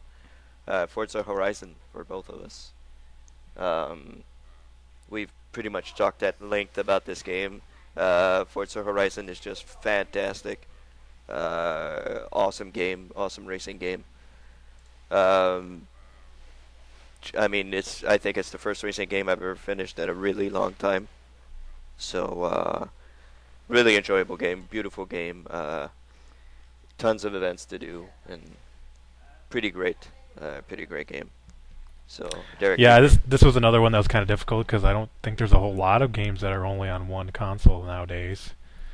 So I went with Forza Horizon, which is really one of the very few games that I've played that was only on consoles. Besides downloadable games, because we have a separate category for that. So yeah, Forza Horizon, it's definitely a very good racing game. Although I do have some issues with it, like with the length, and well, I mean, I talked about it in pretty much great detail the last episode or two. But it is definitely a good racing game. And like Dennis said, it is one of the few racing games I've finished in the last. Well, besides like Burnout and stuff, I finished those. But as far as like I think it's like maybe the first Forza game I've actually finished, because I've always gotten to like those endurance races where they're like 30 minutes to an hour long, and Yeah, if you screw up at pretty the much end, stop you're fucked. Yeah. Like I've never actually finished all of the races, but I've gotten really close. I just never finished all of them. But definitely finished this one. So Yeah, it's a pretty phenomenal game. Really a great game. I may have picked Halo 4 if I played that, but I don't know. I mean, I hear that game looks amazing. So Yeah, it does look amazing though, but the campaign is So-so. it's pretty good though, So-so. but I would say that's not the best one in my opinion. No, not at all. It's basically a lot of go to this terminal to activate it, which could be actually set for a lot of the Halo games, but this one sort of makes it more Obvious. Yeah, it's been more obvious in this Yeah. one. It stands out a lot more. Exactly. Especially just go to Cortana goes and activates this terminal, this little switch thing to do this action, and you see it on screen to open this door or activate this terminal, etc., etc. So it's pretty much a rinse, ladder, repeat. So Yeah, there you go. pretty much. So what about you, Darren? You chose something else? Your side? I chose something else. I was thinking of choosing Forza Horizon as well, though, but I really did enjoy. I haven't finished Forza Horizon yet, but I'm almost at the end. Like I've just have the few wristbands to go, but I'm pretty much doing pretty much all the races. I'm doing all the street races and doing all like the, showcase races and that there as well. But I really do love that game as well. Like it's the best racing game of the year. But this one is one that a few people very few people probably would talk about though and have it in their top 10 lists, except for two people on Jam Bomb, and that is Beat the Beat Rhythm Paradise, or that is the European name of it. If you want to be a proper North American one, that is Rhythm Heaven Fever. I do not know the reason why we get it named differently here, but it just is. And again, I pretty much it's one of the very few games I played this year and played through that actually are console only, because most of the other ones are multi-platform and are on PC and out there as well.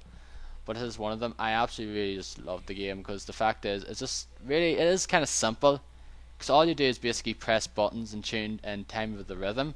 But something can be very tricky, because it sort of switches up though and can get harder and faster and trickier and out there as well.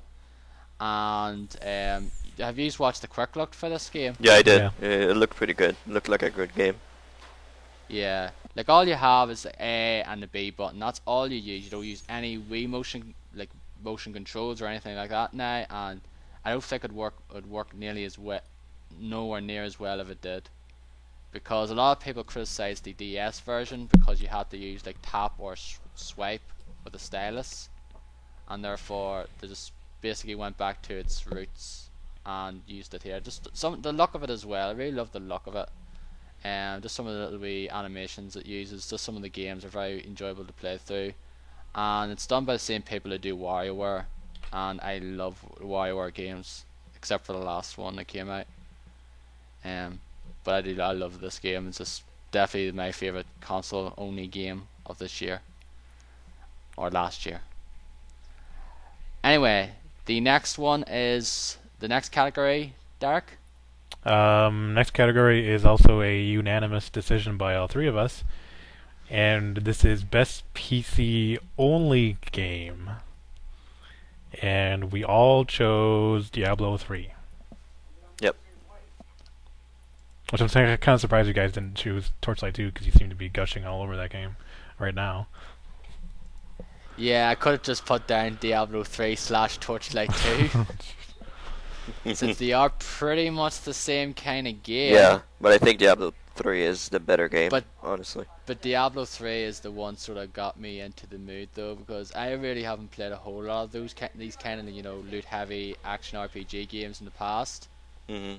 And I just really enjoyed Diablo 3. I'm not one of those ones now who would spend hours and hours going through it again and again now, like some people do, trying to get like some of the really fucking really epically rare, items, and then sell it on for, millions of gold on the auction houses and that there. I won't be like one of those fiends. But I just enjoy going through the game and finding these new equipment, just like, oh, this is cool, has way much better than the item I have already. Just some of the stats you get, the stat boosters, and like the, attributes you get on certain items, and some of the like abilities you get as well. Like I personally loved, like I was a wizard. You were what were you, Derek? Shit. Demon, was it Demon Hunter? Demon Hunter, yes, I was going to say. And Dennis, you were like a barbarian. Or yeah, barbarian. Barbarian, yeah, with melee class. Yeah. So I played as a and monk the thing also is, in the second playthrough. So. Yeah, I usually don't even go with mage classes though. I usually just go with like the barbarian, the melee classes though, but just decided to switch things up a little, and I actually really enjoy those classes a lot more now. Just some of the abilities you get are really cool. Mhm. That's all I have to say. I really like. Yeah. I played through the game once. I've played a chunk of it in co-op, and I really enjoyed the game. Yeah, it's a pretty good game. I went through the game with Derek. We pretty much did the entire game in co-op together on normal. Then I went back on heroic with a monk and did a pretty fair amount of the game. I think I got to chapter 4. I think it is. So that's when I stopped playing. But it's a very good game. I don't know how many hours I invested in it, but it's pretty fantastic. One of my favorite games of the year, of course, naturally. So. And it's a game it's pretty much got shoved to the side as Yeah. well in the end Game of the Year Which awards. is Like no one absolutely really dumb. talked about it. Yeah, it's the dumbest thing I've ever seen, honestly. Like Brad Shoemaker gave it 5 stars and didn't even put it in his top 10, which is just ridiculous, in my opinion. But Yeah, I don't know if people Yeah. say it's just, it's more Diablo and so it's nothing special, or what their reasoning is for that. It's kind of dumb. It's a dumb reasoning, But anyway, Yeah. there you go. Yeah, I really like the If you game. I have- never played Diablo 1 or 2, but I love that style of game. Like Baldur's Gate Dark Alliance and Champions of Return to Arms, or Champions of No Wrath. Those are some of my favorite games. Those are all on, PS2. I definitely love that style. I love the look of the Diablo game. The character classes are all really cool, and the abilities and everything. It's a really, really fun game. And as well, like the fact is, one of the things that I can kind of it was just weird to sit here as well. Like Jeff Gershman said he'd rather play that game solo. Yeah, I don't know why. I mean, the story Yeah, that's is, kinda there is a weird. story, but I don't know. Story's just story to me in that game is just secondary. Yeah, very secondary. It's just It is, nothing but it's more than special Torchlight about 2. it. Like Torchlight 2, I can give two shits. I don't even know what's going on in the story in that game. I just skip over all the dialogue all the Yeah. time. But those games are not really renowned for their stories anyway. They're just basically more about the gameplay and teaming up with your friends and collecting all sorts of loot and using our abilities to kill these like epic bosses or epic Yep. you know enemies now, which me and Dennis have been doing a lot of over the last week or two. Like I stayed up till I stayed up till near 3 o'clock Yep. last night Yeah. to play it. Yeah, it was 10:30 here, I think, and you were still up Yeah, playing that game with me. It's a very good game also. Torchlight 2 is pretty awesome also. yeah. I have no really idea love what's that going game. on in the story, but it's pretty awesome. Yeah, we're near the end though. We have a few more quests to go, and we should have it finished sometime next Yep. week. Yep. So, sorry to kick you in the dirt there with it, Dennis. I'm a Derek. Yeah, we Mhm. kind of left you to the side of the road on that one, but I'd be ready to play some more. Start a new character if you want. I can play some. I don't mind. It's a pretty good game. The only thing about it that kind of does suck is what you were saying on Twitter about it. I forgot is the whole questing thing, the way it works, Yep. and the Yeah, you way have of, to be like, in the same quest, and if you're playing with somebody that's already finished the quest, all the enemies are gone. There's no enemies in that area, yeah, which is doesn't really, randomize really fucked up. like Diablo 3 does that now, where basically every time you enter the game, it randomizes it. You can fight like Yeah, enemies there's again random and that maps, there. right? So But in my experience, there was no enemies at all because you guys had done that quest already. no, I'm mad with Diablo 3, where if you in whatever game you go into, the map, if you've done the map or not, you can go into the game and fight enemies again. Oh, 'cause yeah. it's randomized. Yeah. But in Torchlight 2, not the No. case. That's probably its biggest fault in my opinion. Yeah. It is. Plus that game gets pretty Oh my fucking god. tricky. Yeah. It gets hard as hell. Harder. Compared to the first one. Really? Because Baron it's was easy like- as hell so far.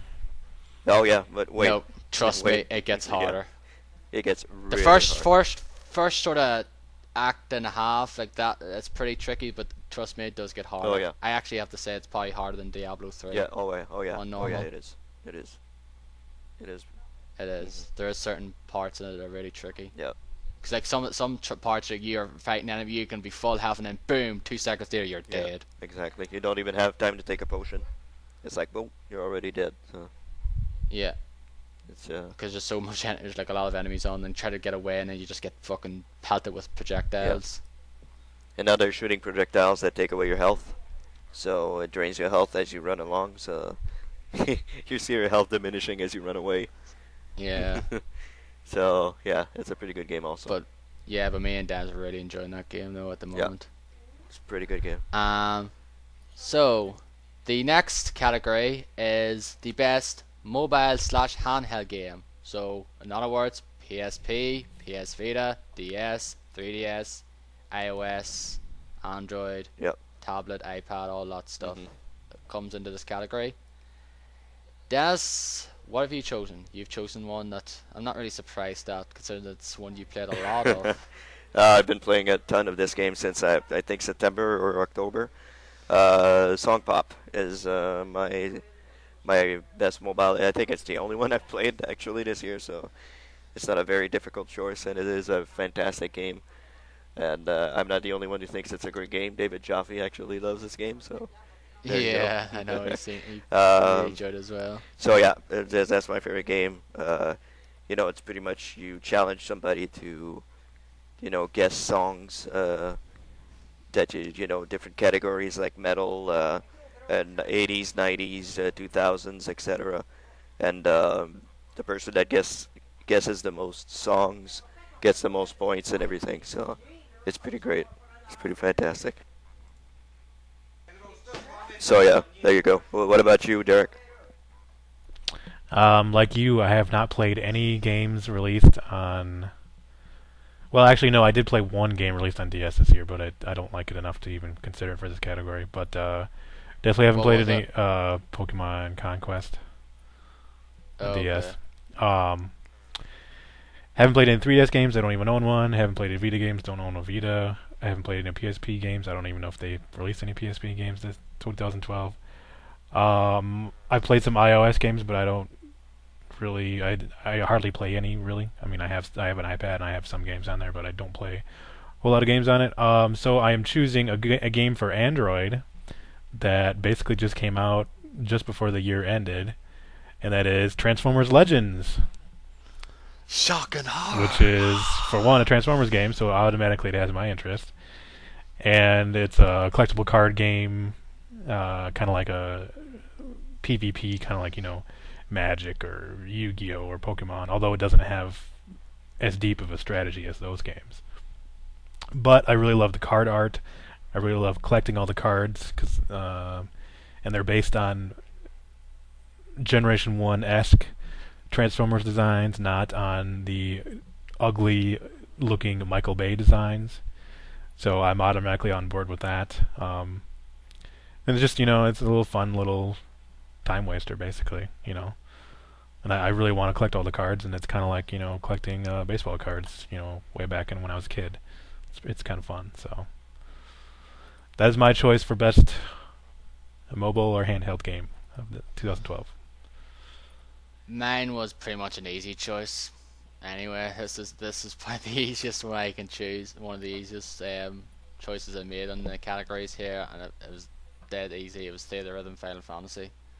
Because I've played the shit out of this game since I got it in July. I still play it on and off, so I do. I've probably put maybe 30 hours into it, I guess. I've played a lot of the songs to death. I've downloaded a few of the downloadable songs. It's just basically a rhythm game with Final Fantasy music. It's awesome. If you're into any of that stuff, you should pick it up. Um, I'm if into you're Final into your Fantasy sort of music, but I'm not into rhythm games. yeah, so yeah, but like the thing is, it's like it can cater to a lot of people as well. If you're not really, really good at rhythm games, or like there's different difficulty settings, of course, anyway, where you can play as basic, which unfortunately is piss easy for me.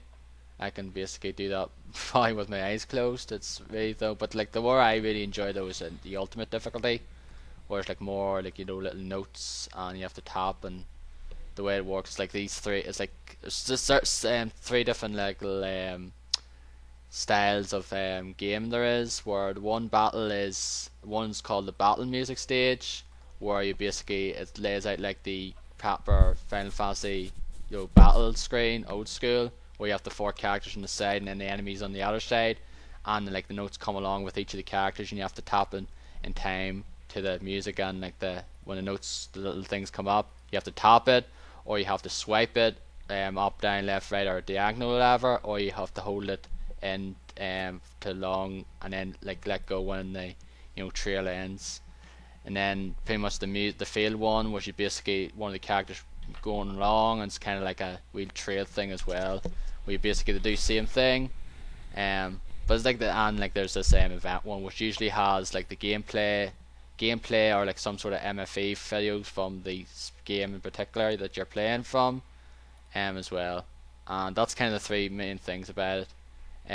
Like the three sort of different aspects of the gameplay. I personally just love this game. It's my favorite 3DS game. It's one of my favorite games of the year.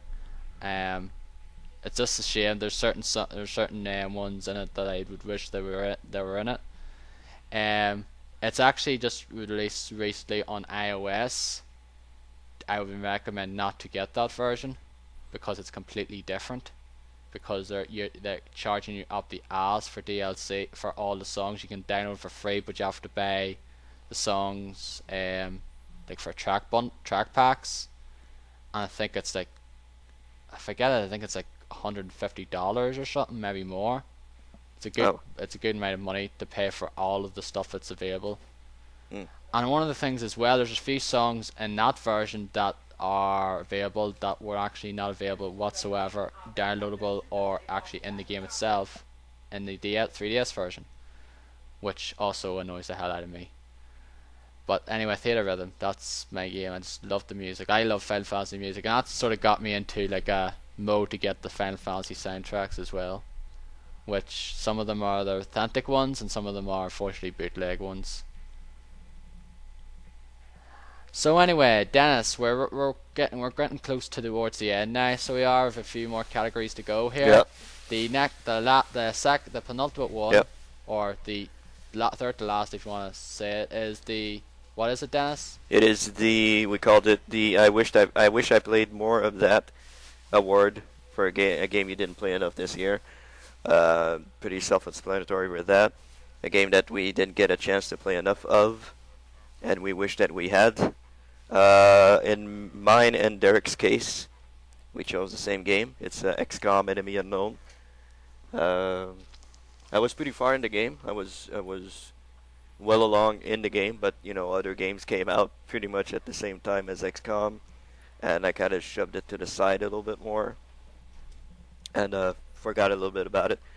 But seeing some videos online and everything of people playing, and seeing the Giant Bomb year-end stuff, where they chose this game as their game of the year. Uh, Which I called pretty much. Yeah. I knew that was No, going to I happen. knew that Yeah, was I going was to happen gonna- too. kind of made me want to go back to play some more because it's a very good game, fantastic game. I don't usually like strategy games, and this one I played a whole lot of and really enjoyed. So kind of wish I played more of it, and I will play some more of it before the end of 2013. That's for sure. So yeah, XCOM for me. And what about you, Derek? Same thing for you? Yeah, I really enjoyed what I had started playing. I only got maybe 6 hours in, right just before I can go to the first alien base if I want to. But I do need to go back to it, and I wish I would have had time to play it more last year. Really, really enjoy it. It probably would have been higher on my. It is on my top 10 list, and it probably would have been higher if I would have had the chance to play a lot more of it. But I do definitely plan on getting back to it soon. That's for sure. I'd like to go back to it as well. Like I've probably played maybe 2 hours or so at most. Like I've played very little of this game. So I know you've played more of it than I have, but I really would like to play more of it because like I'm not really the biggest fan of strategy games either. Like I tried to get into RTS games a few times, and that game's just completely overwhelmed me. Those kind of games, so they do, and I'm just completely stuck. So I am at them though. Like, have any of you ever played like RTS games in the past, or like turn-based strategy games? Yeah, tons of them. Yeah, Civilization, I guess it counts as that. So, the Civilization, SimCity, I played that. Yeah, I actually Oh, got I've Civilization 5 on the holiday sale, and I want to try it out because I know a lot of people really like that game. I want to see what the whole fuss is about. See if I can actually get into that. Because I probably would prefer turn-based strategy games than RTS, since you can, you know, go at your own leisurely pace rather than having to flip and try to hurry up and not get destroyed. hmm So anyway, my choice for this is actually the game I've actually gone back into there a few days ago, and that is Sleeping Dogs. Like I know Dennis loves that game. Indeed. I know a few other people Yes. love that game, so they do. Yep. I played like a bit of it though. I played a good bit of it. Cause I got this around the same time Darksiders 2 came out, and then I pretty much focused on Darksiders 2 a lot. And then Borderlands 2 came out, which I played a bit of though, and then a few other games came then, and then sort of just got kicked to the curb, and just sort of stopped playing it though after a bit. But I've luckily gone back into it there recently, and that game is pretty awesome. It looks like the PC version looks gorgeous, so just very fun to play. I love the combat in it. Like I like the gunplay. It's not the best in the world, but I do like the gunplay, especially when you vault over like the covers and like it slows down and shoots. You could just basically shoot them and get easy headshots. Then just kind of awesome. I love the fact that your character gets bloody as well after like getting beat up and all that there as well. This looks pretty cool. I know you guys played it and finished it, haven't you? Yep. Yep. Indeed. Yeah, but that's pretty much my choice though. So I'll probably have it finished by next week, so I can give you my final thoughts in the next episode. Because I'm on the what mission did I do last? I forget. I think it was the first one of the the serial killer one. I'm doing that at the moment. So for the police one, and I forget which one I was doing with the other one. So, but I'm pretty much more halfway through the game anyway. Yep, you are. So anyway, the final category before the game of the year is what is one that we'll be looking ahead. What is it, Derek? Well, like you started to say, it's the most anticipated game of 2013. Um, and I guess I'll pick mine here. Of the games that we know about, I mean, there's surely going to be more games announced, and very possibly one of those games could become my most anticipated game. Who knows?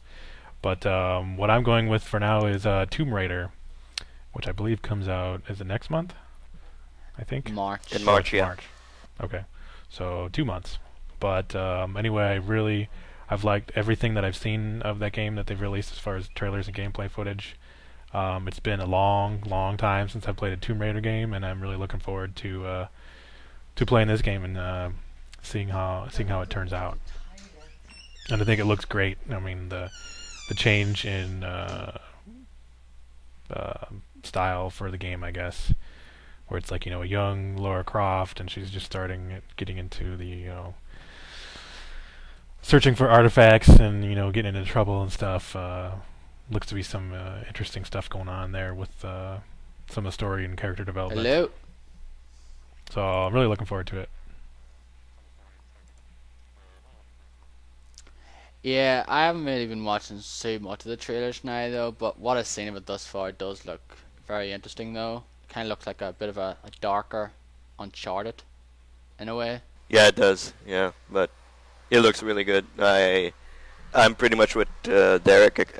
I chose something else, but yeah, that game looks really, really exciting. So a lot of games look exciting for 2013. Yeah, first few months are chock-a-block full of games, so they are. Yeah, a lot of games that Yep. were delayed that should have been out this year, 2012. Yeah, exactly. So what about you, Dennis? What is yours? Well, I almost chose something else. From last summer, I had said BioShock Infinite, but I have changed my mind a little bit, and I went with something else, which I hope and pray is not as big of a disappointment as its predecessor, and that is Grand Theft Auto 5.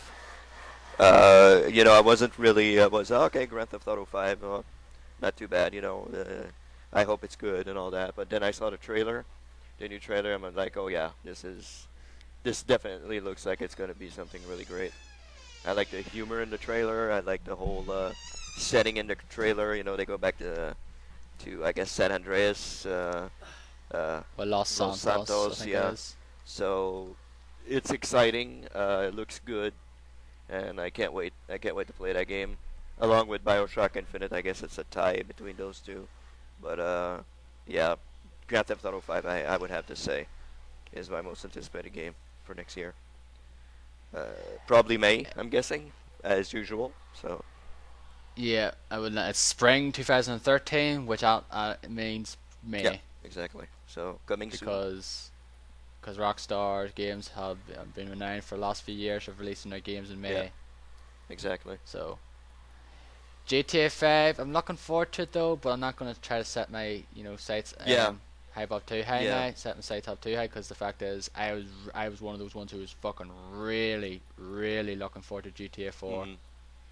and I got it on my birthday. It came out on my birthday, and just got disappointed over it. Disappointment all over it. Yeah, Getting after into San it. Andreas, 4 was a big disappointment. So let's hope Yeah. 5 brings things back to where they were. So We're part of the minority now with GTA 4 Yeah. because the fact is it's one a lot of people really do love. a lot of people gush and adore that game and all that. Yeah, like there is certain things I do like about it though. Like I said, the main problem I have with it is the mission Friday kind of sucks though, and there's certain other things like activities in it are not that great though. Mhm. Like going bowling and all that there is like boring, and Exactly. it's just certain things about it though. Just to me, just some of the missions in San Andreas were great though, and I think Liberty City's good and all, but like I just love the whole feel of San Andreas, going to the countryside and going to little towns and Yeah. going up the mountains and things like that there. And hopefully, if it's going back to Los Santos and things like that now, hopefully we get some of that in GTA Yeah, 5. I think they're going to do that because you do see some screenshots and it's been talked about that you get to go to the countryside and all that. So, yeah, I'm excited. I'm excited for that. So, and Darren, I think you've chosen a game that comes out fairly soon. I think the soonest of all Yes, of us. it comes out next month. Yeah, exactly. So it does. So, And that is Metal Gear Rising Revengeance. If people know me, I'm a bit of a platinum fanboy, I guess, because I absolutely love platinum games. And platinum have kind of a busy year. Next week, Anarchy Reigns comes out, so it does. It was supposed to come out last summer, but for some godforsaken reason, Sega decided to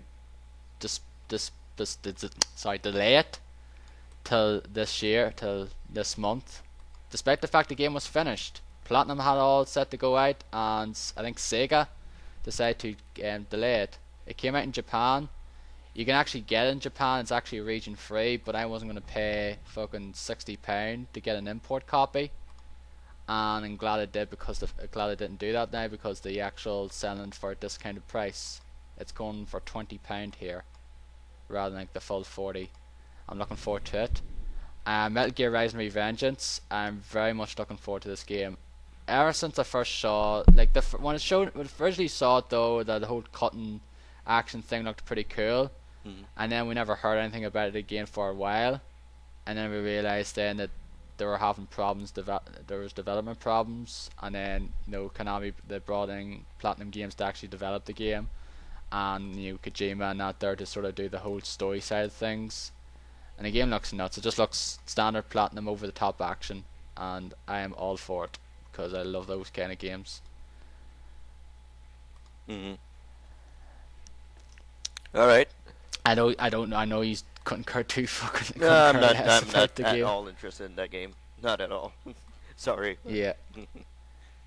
Not at all. Yeah, but you're not into the kind of action hack and slash games. Like action adventure, action hack and slash are kind of one of my favorite genres. Like I love those games, like God of War, I know and, you love Devil that. May Yeah. Cry. And DMC is another game that's coming out soon. Yeah, I which think it's I'm coming very out much next looking forward week to. or the week after that, something like that. Very busy 3 weeks for me. Anarchy Reigns comes out next week. Devil May Cry comes out the week after Yeah. that, and then Ni no Kuni comes out the week after that. You see, I have nothing until I think the second week of February. So, Yeah. And what's that game? is it Alien Colonial Marines? Kind of Are interested. you buying in. that for sure? No, I'm not certain, but I'm Oh. kind of interested in. I'm kind of interested in. It looks good. Looks pretty good. Are you getting it there, Derek? Maybe. I don't know for sure. Okay. Is there co-op in that game? Is it on P? If there is co-op, yeah. Is it on PC? It is on PC, but Oh. if you're getting it, I'll get it on 360 so we can play together. But if not, I'll get it on Okay. PC. Yeah, I guess I kind of want to see a little bit more. Like Aliens. maybe a quick look or something and see. Yeah, I know what you're talking. Because I think the last trailer that came out didn't look all that great. Yeah, I agree. But we'll agree. see. I like the is it- idea of it for sure. I think Dead Space 3 comes out before that, right? Dead Space 3 and Crisis 3, I know, come out next month. Yeah. Crisis I don't 3, think I'm not so gonna much. get Dead Space 3, I'm not sure. I'm still unsettled about the whole thing, the whole co-op thing. But Yeah. Dead me Space too. 2 was phenomenal, so I need to finish it first before I can Yeah. actually get Dead Space 3. yeah, you need, because I think the story arc continues, so you'll need to finish Dead Space 2. But Dead Space 2 was phenomenal. Phenomenal game. Awesome game. I do not know why I haven't finished that game, because that's one of the, like, I loved the first Dead Space, loved it. Hmm I haven't finished the second. And the same thing goes for Arkham City. Loved Arkham Asylum, haven't finished Arkham City. Arkham City's alright, I guess. Yeah, I guess it's alright. But, yeah. Nonetheless, do we get to the meat? The big meat? The big one? The hot tamale? Big Whoppin', the big Whopper. Big Whopper. Kahuna. The big kahuna? The game of the year, and if people don't know what it is by now, you're pretty daft. We didn't write it down. I don't know what is it. It's Need for Speed Most Yeah, Wanted. Need Oh. for Speed, the most wanted game of the year. There you go. Thank you. It's It's Mass Effect. It's Mass Effect Speed Most Wanted. Yeah, exactly. Creed 3. No, our game of the year, I think people will pretty much know what it is. It is a downloadable game. So Derek, I think Derek will. I think Derek is out of the loop, but um, I think we What, chose Journey? Walking Dead. Say what? I said, what is it, Journey or something? No, I haven't played Journey. No, I think we should think. I think it's The Walking Dead. Yeah, I now. pretty much think it's the Walking Dead. That's what I would vote for and fight for the most if we were going to do that whole thing like they do on Giant Bombs. So Yeah, Yeah. no. Walking Dead is our game of the year. It's Walking Dead, though. I think I was the only one who was going to come and agree with though, because I wasn't going to say, oh, this is my game of the year, and say, God, fuck you. Yeah. We're not gonna have a debate, Big- but yeah, it's Walking Dead. Yeah. We can't do that now. No, don't want to spend 5 hours talking about pros and cons about certain games and all that. So Yeah, I don't want to spend an hour talking about DLC and go in circles, a la Brad Shoemaker and Finny Caravella. yeah, But yeah, our game of the year is The Walking Dead. So I think we've said pretty much enough about that game. Yeah. Not gonna go into much more Yeah, detail. we already talked about a lot in this episode. We talked a lot in previous episodes. Every time a new episode came out, we pretty much talked at length. So I sure hope there's a season 2 somewhere down the line, I think there is going to be a season 2. Yeah. and that it's as good Yep. as season 1, for sure. it'd be hard to top. Let's hope they don't have Yeah, any first-person yeah. shooting segments in it, though. It'll be Yeah, hard to top. the third person shooting. Jeez. Yeah. But yeah, there you go. That's our game of the year. So, But we also have our own personal top 10 games of the year. Yep. So we do, because we're not gonna. Thing is, because we all we have our own different tastes in games and out there, and some of our games that someone else might have liked wasn't really your cup of tea, didn't really appeal to you though, and therefore you have certain games, and that's the great thing about having your own individual top 10, because you have your own taste in gaming and you have your own games that you liked that more than other people did, etc. So who wants to go first here and go count down their top 10 games of the year? maybe you can go, Derek. Me? Yeah, you go first. You go first. Okay. When I first started creating this list, I was looking through a big list of all the games that came out this year on every platform, and I thought I was going to have a very difficult time, and actually there are some spots where I did, but I was really surprised at how many different games I did play that came out in 2012. I thought it wouldn't be any more than like a dozen, but I have played, I think it was 23 total. I've played 23 games that were released in 2012, and I'm not counting. I know some people have their own little top 10 where they state just games they've played in 2012. Like I'm playing Persona 3 Fez right now, and if I was going to do a list like that, that would definitely be on there. But this is definitely going to be only 2012 releases. So without further ado, let's get into it, and I'm going to start with number 10. And this is this is a difficult choice for me, because there's some games that were just on the borderline of being in the top 10 or being like number 11. But what I chose here is also a game that I have a lot of problems with. However, I feel like I do need to acknowledge it because I really did love the multiplayer, and I spent a lot of time with the multiplayer. And I think you probably realize what this game is without me saying it. Yeah. Mass Effect But 3. I'm putting Mass Effect 3 as my number 10 game for my Ooh. top 10 of 2012. Mainly for the multiplayer. I mean, there are some good moments in the story, but I do have problems when they're so like conveniently wrapped up in the story. But I really, really, really enjoyed the multiplayer. Like if they were to release like a downloadable game that was just multiplayer only, and just refined it more and added like more maps, I think that would be really cool. Yeah. Because it's really fun. And I mean, A lot of people will just give it crap because all it is just a horde mode, they say, or you have the problems with the whole like baseball card system where you open these packs to get new weapons and new characters and stuff. I mean that is definitely an issue, but the core of the multiplayer is really really fun.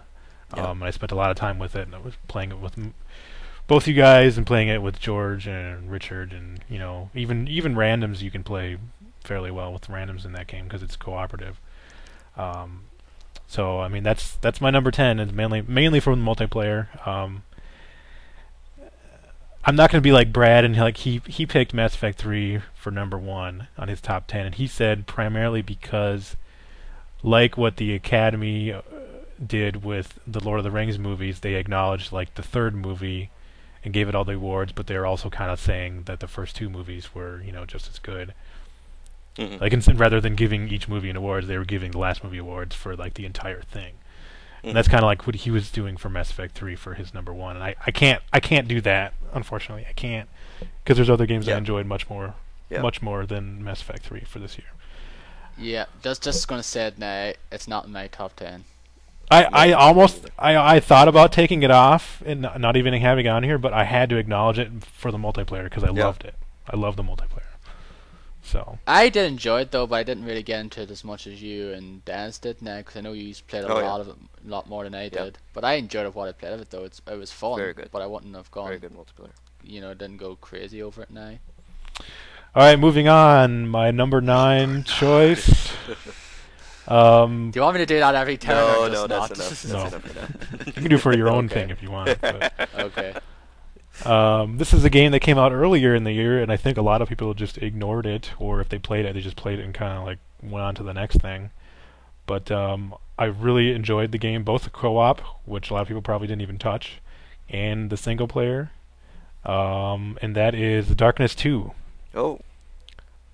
Yep. Really? I really enjoy the gunplay and the melee abilities you have with your darkness powers, and all the crazy executions you can do, and that's so much fun. Yeah. There's so many different varieties of executions, and I love doing that. I pretty much love any kind of game that's really brutal like that, like really gory and just really brutal, like Manhunt, the original Manhunt. I love all the executions in that game so much.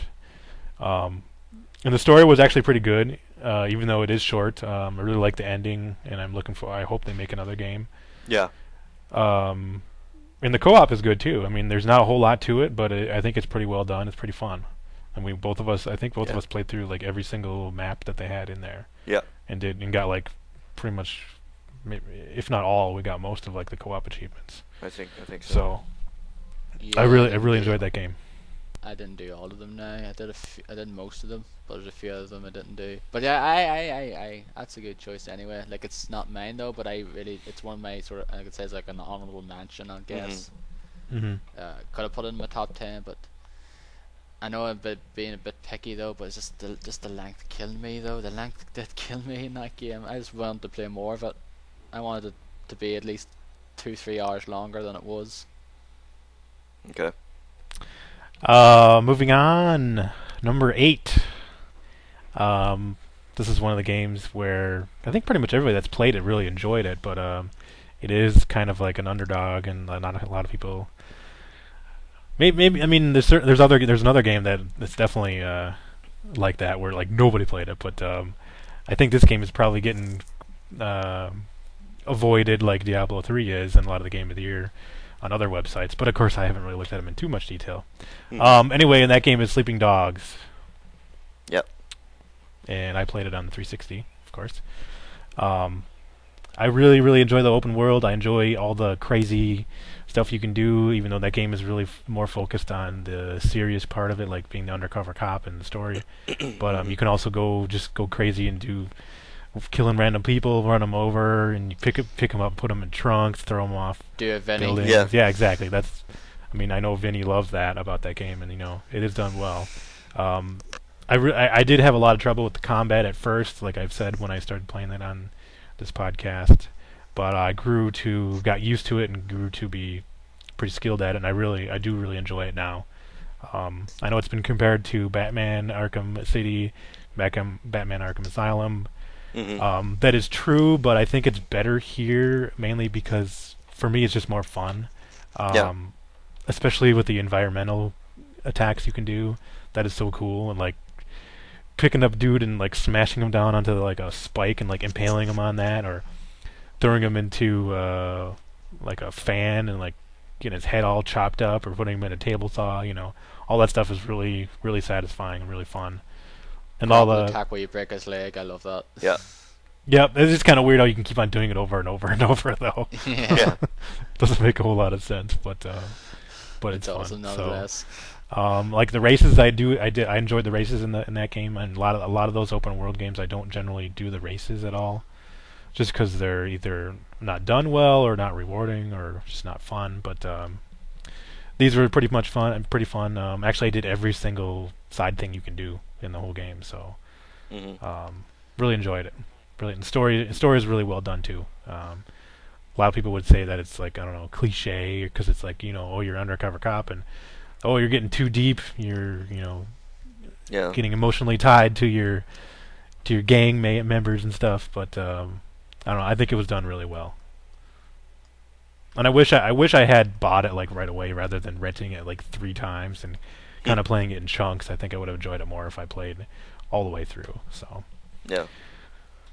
Yeah, I would have put it in my top 10 if I actually played more of it than I did though, because I didn't really play near enough of it toward the position, unfortunately. But like I'm going back as I gone back to it now, and I really enjoying it. It's a great game. That I think it's better than GTA 4, that's for sure. yeah, definitely, yeah. All right, moving on to number 7 is a PC. Well, actually, it was released on other consoles too, or others. Well, yeah, on consoles. But I think a lot of people primarily played it on PC, and that is XCOM: Enemy Unknown. I've not finished the game, but I play a lot of it, and I really love this style. I really love the combat, the turn-based strategy. That's one of the genres of video games I really enjoy.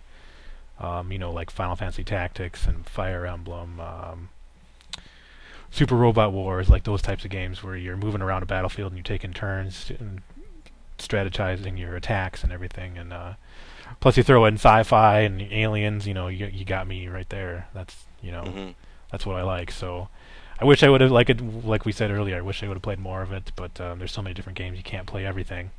But I do really really like it, and I think if I would have played more, it would probably be higher on my list for 2012 top 10. Number 6. This is a game that I fell in love with when it came out, and I was really surprised. I enjoy it much more than the first game, and I think at the time I probably considered it to be my favorite game of the year. And that game is Darksiders 2. Darksiders 2. I don't really have any problems with that game. That's a great game all around. I know a lot of people. Well, you know what? Never mind. I scratched that. The story isn't good at all, really. Especially the end. Especially the end. Part of the game. But the gameplay is great. I love it has some platforming stuff in there, and I love that. It's done really well. It's really really easy to do. It's not difficult. I guess what I would consider to be difficult. Like I don't know, Jack and Daxter, Ratchet and Clank, those types of games I just don't have any interest in. And this, it's just really fun doing all the climbing on the walls and jumping around and stuff and grappling on things. Combat is really good too. A lot of different moves you can do, and a lot of different skills you can unlock when you level up. I especially love the look of the game, like the art style, very colorful, very cool looking. Design, especially, I mean, there's different areas. You like when you first start out, you have this area that's got a lot of trees and kind of like a lot of woodsy area. That reminded me of what I had played of Kingdoms of Amalur: Reckoning. And then you have some areas where it's a lot of more dark and kind of like hell, kind of almost like you're in hell, sort of in some aspects of it. A lot of like dark, black color, dark gray colors. And you have other areas where it's a lot of reds and yellows and blues, and it's a really really bright game. Really enjoyed it. It's unfortunate that apparently that the game did not sell very well. I don't think it probably didn't sell as poorly as Syndicate, but it definitely did not help THQ, who has filed for bankruptcy late last year. Nah, it's despite when it's going for $11.89 for the entire franchise on Steam at the moment. You know we are in shit. Yeah, that's too bad. I mean, it's a really great game. Aside from the story, I mean, everything about it is really fun. The final boss was fucking too easy though. Yeah, I think that's just kind of like part of the story. It's just really, really underwhelming there. That's true. Moving on, number 5 is a PC-only game that I played a shitload of, and I played it with Dennis and played a little bit with Darren. Actually started a second character, and I started a second playthrough with my first character, and spent a lot of time with that game, and that is Diablo 3. Like I said when we were talking about it earlier, I really like those hack and slash, like over-the-top view games like Baldur's Gate Dark Alliance, Champions of Norath, Champions Return to Arms, those types of games, and I had never played a Diablo game before, other than maybe a demo. Took a while to get used to the keyboard and the mouse, but really got into it. Really enjoy the look of the game, the graphics, all the different abilities. Even the story is pretty good too. Definitely had a lot of fun with that game. I probably, I mean, I'd be interested in going back to it as well if anybody would want to play co-op. I'd totally be up for it too. Yeah. Yeah, I'd like to play through Nightmare perhaps. Yeah. Yep. That'd be cool. Maybe after this podcast perhaps. We'll see. Depends on what time it is. Yeah, exactly. All right. Number 4 is a game that nobody played, nobody bought, and I was extremely surprised and glad that I bought it right when I did, when it first came out, and that is Syndicate. And this last, the last 4 here were really tough for me. Like all of these could maybe be my number 1 choice. It's really a tough call here at the top of my list. Mm-hmm. But there's nothing wrong with that game. Every single part of it is just great. I mean, the look of it, and then, the graphics, the sound, the music, the sound of the guns, the co-op. The co-op especially is just fantastic. Single player was good. There's a lot of cool abilities you can do in that game, especially in the single player mode, where you can hack a dude and make him kill himself, or hack a dude and make him blow up. It's a lot of fun. That game. There's a lot of stuff going on, and a lot of really fast-paced action game. Really, really, really enjoy that game. And I'm definitely, like I said with Diablo 3, I mean, with this game, you want to play co-op, I'm there, definitely. It's a lot of fun. A lot of fun. Just wish I had more maps, so I wish I just had DLC or something. Yeah. But that's, that's because nobody bought it. So Nah. Yeah, nobody's interested. But like I said earlier, I'm guilty for that. I bought it used, so. Wasn't there an online pass? How did you get online if you bought it used? I don't think there is an online pass for that game. I don't think so. Oh, there wasn't? Oh, okay. Nope. No. It's one of the very few EA games that doesn't have an online pass. Maybe that code was just for those golden guns then. Yeah, that's what it was. I didn't get that. No, I got used, so I had to get another copy because I did a fucking dumbass thing. Oh yeah, is that one of the ones where you melted it on your fireplace or whatever? Fire stove by accident and Far Cry 3. Jeez. Yeah, that's dumbass. unfortunate. That was me being a fucking brain dead idiot. All right, moving on here. Number 3 is a game you probably all think is my number 1 choice, but is not, and that is Borderlands 2. Oh. Definitely was What? What? Definitely was my most anticipated game of this year, and overall it is a better game than the first one. I think the only reason it's not number 1 is because I didn't get to play it co-op with people as much as the first game.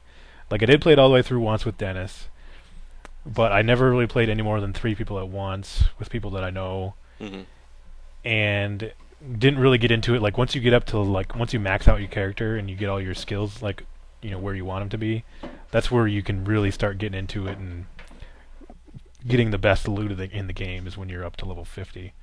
And unfortunately, I didn't play with anybody that I know that's that high level, and that really kind of hampens the experience because it gets really difficult when you're playing by yourself and you're like that high level with the higher level enemies. It can be pretty tricky. But I really enjoy that game a lot, and the co-op is great. Even the single player is good. Yeah, I don't know. There's some things I wish were different. Like I think when we were talking with was it Jarrett on the podcast here, he was saying that like it takes so long to get like the best loot in the game. And yeah, I think I agree. That's for sure. In the first game, you could get like the most powerful loot like pretty easily. Like you'd be getting oranges or like yellow drops or like guns all the time. But in this, that's really hard to do. And I know what they did with the developers of the game. They decided to make it more balanced rather than making it more like you can be more overpowered. Like in the first game, you could be overpowered and just dominate constantly. But in this game, they made it more balanced. So I don't know. Feels almost like the way they designed it. It's kind of like an MMO, but it's just co-op only on 4 players, where you're raiding these bosses to try and get this loot and stuff. And I think that's my only gripe with the game is what they did there. Well, that and like not a lot of people I know play it, but aside from that, all the new guns are great. The way they changed them around, game looks a lot better than the first one. New characters are really cool. And the fact that the original characters are in there too and help you out, that's a lot cool. There's actually a story in this game. There was not one in the first one. So, I mean, overall, it's definitely a better game than the first one, for sure. With all the improvements that they made. So. I didn't get into it as much as the first one, though, unfortunately. It seems like a lot of people that I know, it's the same case, yeah. So. Anyway, I don't want to spend too much time here. It's getting kind of late. So, moving on to number 2. Which was also my most surprised game of the year, most surprising, and that is Far Cry 3. I still haven't finished it yet, but I mean, I love everything about the game so far. It's so awesome, like all the open world stuff you can do, the run around doing the outposts and the radio towers, and just the cool different guns and all the hunting stuff and the skinning animals. That's all great. That's all really cool. Mm-hmm. The story is not too bad so far. I mean, I haven't finished it yet, but. It just looks great too, even on 360. It's just got some frame rate issues, but really fun game. I really like it a lot. And my number 1, which is you probably all assuming, or you already know what it is. I don't even need to say it. So, but that is definitely The Walking Dead is my most favorite game of the year. Definitely the most enjoyable experience. Easily the best story and easily the best characters. The only thing I can knock about it is the first-person shooter segments were really the only issue with that game, but really love it. I love the comics and I like the TV show, and this is more of in that universe. More they even have some of the same characters, so it's really enjoyable game, fantastic story, and fantastic characters. So. Yeah. So that's. So you've never had any of those problems then, did you, with like the save and all that? There? No. Never. No. I know a lot of people had that though, where like their saves got deleted, and especially in the PC version, and as well where they were on the forums as well. Like I got up to episode 3 and my save got deleted or save got bugged, and therefore I had to start all over again. No, I didn't have any of those problems. None. That's lucky though. Like I didn't get any of those problems as well, thankfully enough. Yeah. Mhm. Cause honestly though, this is the God's honest truth. If that happened to me, especially if I was like, say, I was 4 episodes in and got to episode 5 and went, I'm sorry, but I would have stopped playing. Yeah. I would have stopped playing. Yeah, I can see that. I can definitely see how that can ruin your enjoyment of the game. Something similar happened with me with Dragon Age Origins. Like I got to a certain point and my save got corrupted somehow, and I just couldn't play anymore. And that just totally ruined my enjoyment of the game. And it took them like a year or more to finally patch it so that my save would work. Because it was a big issue. It was an issue that everybody had, and it wasn't just like me. And it just took them so damn long to fix. And So I was finally able to finish it and That's enjoyed it, but yeah, it definitely ruined my enjoyment of that game. yeah, it was far too late though Yeah. for that. There, like a year, serious. That's Yep. ridiculous. Yep. Good top 10 anyway, Doug. Yeah. Yeah, there's a few games you mentioned there are also in my top 10. So go ahead, Dennis. What is your top 10 games of It's my 2012? turn. Okay. So I did something different. I did a top 12 of Yeah, Cheater. that's right. 2012. You guys both cheaters. John's, Yeah, I did. Yeah, I did a top 12 of 2012. Sorry about that. But yeah, there were too many games that I wanted to acknowledge, so I decided to do 12 games. Uh, I have some special mentions also at the end, so bear with me. as do I. Okay, number 12. Derek talked about this game. It has been pretty much unmentioned nowhere that I can think of, and came out the beginning of 2012. Was a very good game. I'm talking about The Darkness 2. Very good game. Awesome voice acting. I love Mike Patton as The Darkness. Um, very good story. Great characters, I guess, in the story. I want more. I want more of The Darkness. The ending made me want more of it, and I hope they make Darkness 3 somewhere down the line. The executions in the game were pretty awesome. The Wishbone and the all the others were pretty great, pretty gross, and pretty great. A pretty awesome game.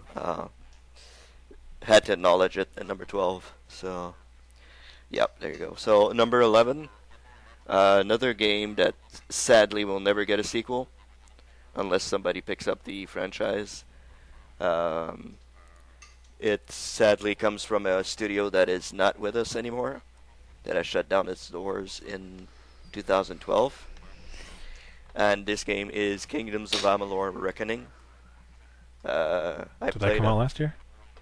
Yeah, it came out last year? Oh, yeah, it I didn't did. know that.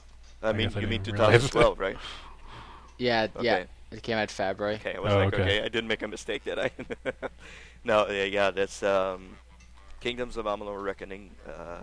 I played a shitload of that game. Enjoyed it a whole lot. There are way too many quests though, so. But yeah, I decided, I said, okay, I'm gonna do every quest that I come upon, but you get like a ton of quests to do. So at one point, I just said, okay, well, I'll concentrate on the main quest and see this through to the end. So I finished the game. Really enjoyed it. Really, really great RPG. Looks absolutely brilliant. The leveling up is well done and everything, and I really enjoyed this game a whole lot. So another game that got barely no mention at all in the year-end categories. So one of my favorites of this year, number 11. Number 10 is a game that I'm currently playing. That I am close to finishing, but haven't finished yet. It resembles another game that I played this year. Yay! Is it that? It resembles a whole lot another game. Game is Torchlight 2. Started playing it not too long ago. I'm really into this game. It is a superb game. In many ways some ways better than Diablo 3. The whole pet system, I think, is absolutely a godsend. I think more RPGs need that type of thing in there. That you give your stuff to your pet, and he goes out and sells it and comes back and gives you the money and all that. I think that's sorely needed in most RPGs. Instead of going back to town, selling your stuff, going back, coming back, and all that. Great gameplay. Awesome environments. I think the environments are pretty cool. The leveling up system is pretty cool. The loot is pretty awesome also. So Enemy names are really weird. yeah, really weird. Very, very weird enemy names, but still very good game. Yeah, I think it's the year of of those types of adventure games, I guess. So yeah, really enjoy them. Um, Number 9 is a game that I have not played enough of this year. Um, was really into it when it came out and had to stop playing it because other games came out, and it's XCOM Enemy Unknown. Um, I'm not a fan of strategy games, but I absolutely adored this one. Everything about this game is pretty awesome. Uh, the whole, alien invasion stuff, the Area 51 stuff, the little bit of X-Files stuff in there, that you have to go and save everybody, and you really take like a liking to your squad. And when your squad goes down, when a squad mate goes down, you're like, oh my god, no, no. I built this guy up a whole lot, and now he's dead and all that. So they don't really have personalities, but you kind of take a liking to them, and you're very very sad when one of them dies or injured for a long time or stuff like that. And the whole gameplay aspect is really really awesome. Really really like this turn-based strategy stuff. Really like this game. Need to play some more. Apparently, there's a lot of bugs with this game or something. Like a lot of the, like especially in the Jam Bomb, though they're talking about certain bugs that happen though. The clipping and all that you're talking about. I don't know if it's just that now or certain other things. Okay. I could assume it might be those bugs or certain other. I think it might have been the game crashing bugs as well. I never had that, so I don't know. I couldn't say. But nonetheless, excellent game. I need to get back into that. Number 8, I think is a grossly overlooked game. Not a whole lot of people talked about it.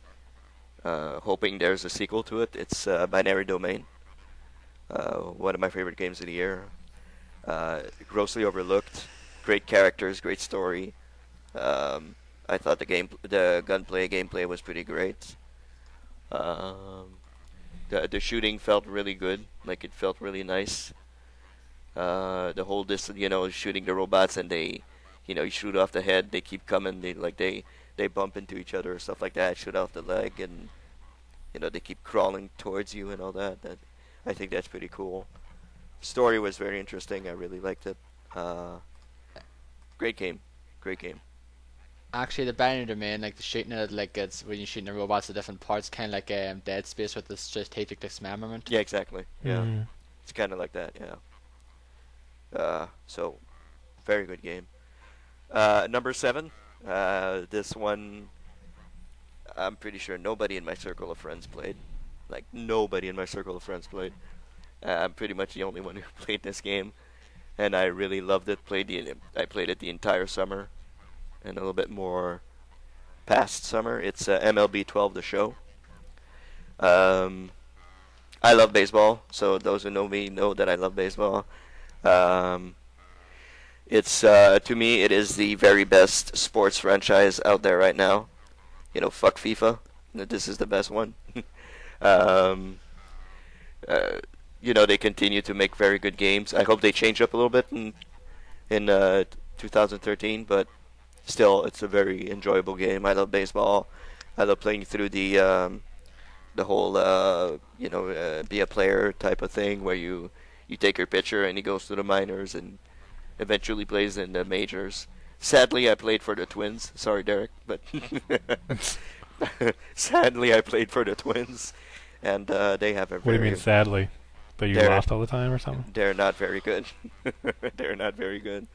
I was pitching very well, but when your team doesn't score any points, it's like it's kind of hard to win. So I'm doing all the work. yeah, exactly. So yeah, it's a very good game. I really enjoy the MLB franchise. So that's blasphemy coming from a Canadian. yeah, exactly. Coming from a Canadian, it's no hockey in here. It's just baseball. So really enjoyed MLB. Number 6, another game that some of my friends did play, but not a whole lot of.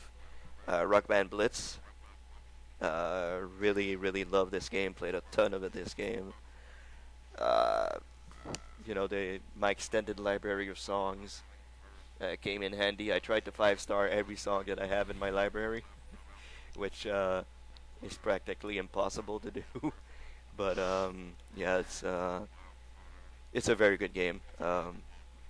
You can have, like, I have a whole lot of songs.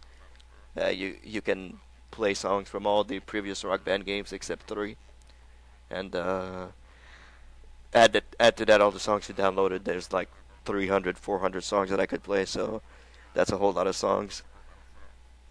Really enjoyable game. Really great rhythm game that I really enjoyed this year. So that's my number 6. My number 5 is a racing game, which I think now pretty much everybody knows what it is. Need for Speed Most Wanted! Shocker! No, not quite. It's the only racing game that I actually finished in a long time. It's Forza Horizon. Very addicting gameplay. One of the most gorgeous games that I've seen this year on consoles. It looks really great. You play this game, the frame rate is very stable no matter how fast you're going or how many cars are on the road or whatever. The frame rate is still very, very good. Take note, EA and Criterion. Exactly, yeah. Take note. I didn't complete everything. Like, I didn't do all the outposts, which are fucking impossible to do for most PR, of them. yeah, PR things. Yeah. The stunt The PR stunt PR, ones yeah. are impossible to do. The other ones are easy enough. Yeah. So I did all the races, completed all the races, done everything in the game that I could do. Love this game. Very, very awesome game. Best racing game in a very long time, in my opinion.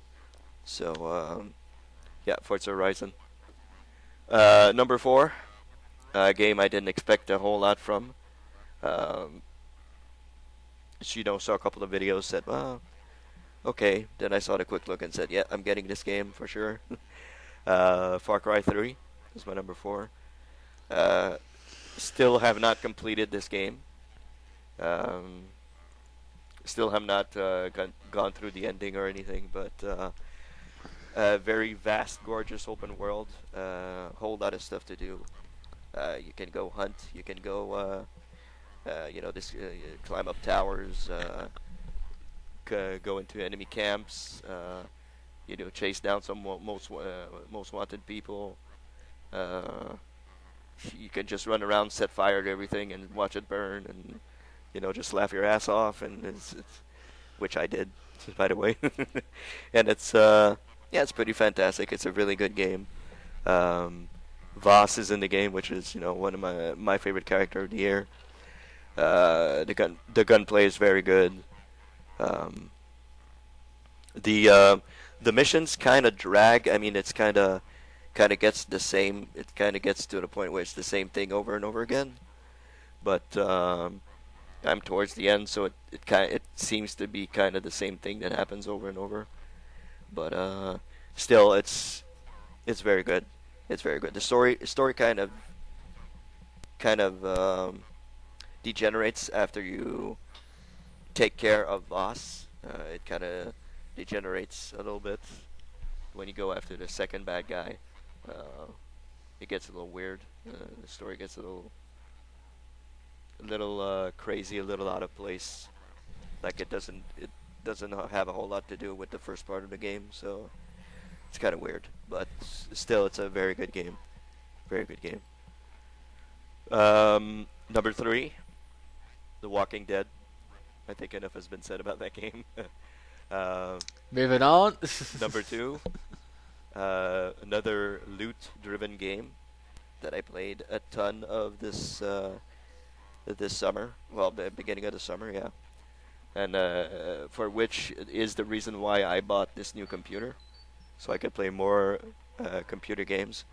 Diablo 3 is my number 2. Really? That's a surprise. Didn't expect it to be that high. Yeah, well, Yeah. I played a whole lot of that game, so I played the entire story with Derek. Went through it on normal, and then I started a new character on hardcore. Went pretty much, I think, to chapter 3, if I'm not mistaken. And Act 3 is Nightmare, yeah. is it? Well, that Nightmare's like the second difficulty then.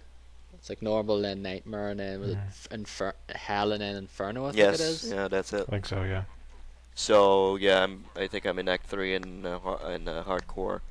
I stopped playing at that point, but it's a really good game. It's a really good game. It's very addicting. The loot might be a little weird. Uh, you might get some stuff that you don't really need at some point, but still, when you go through on hardcore, you get better stuff.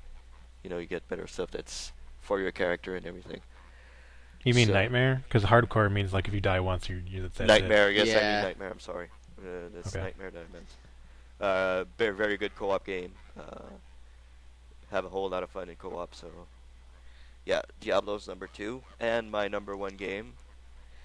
You've heard me rave about this game when it came out, and just loving every moment of it, and adoring every moment of it. And to me, it's the very best game of the year. Sleeping Dogs is my favorite game of the year.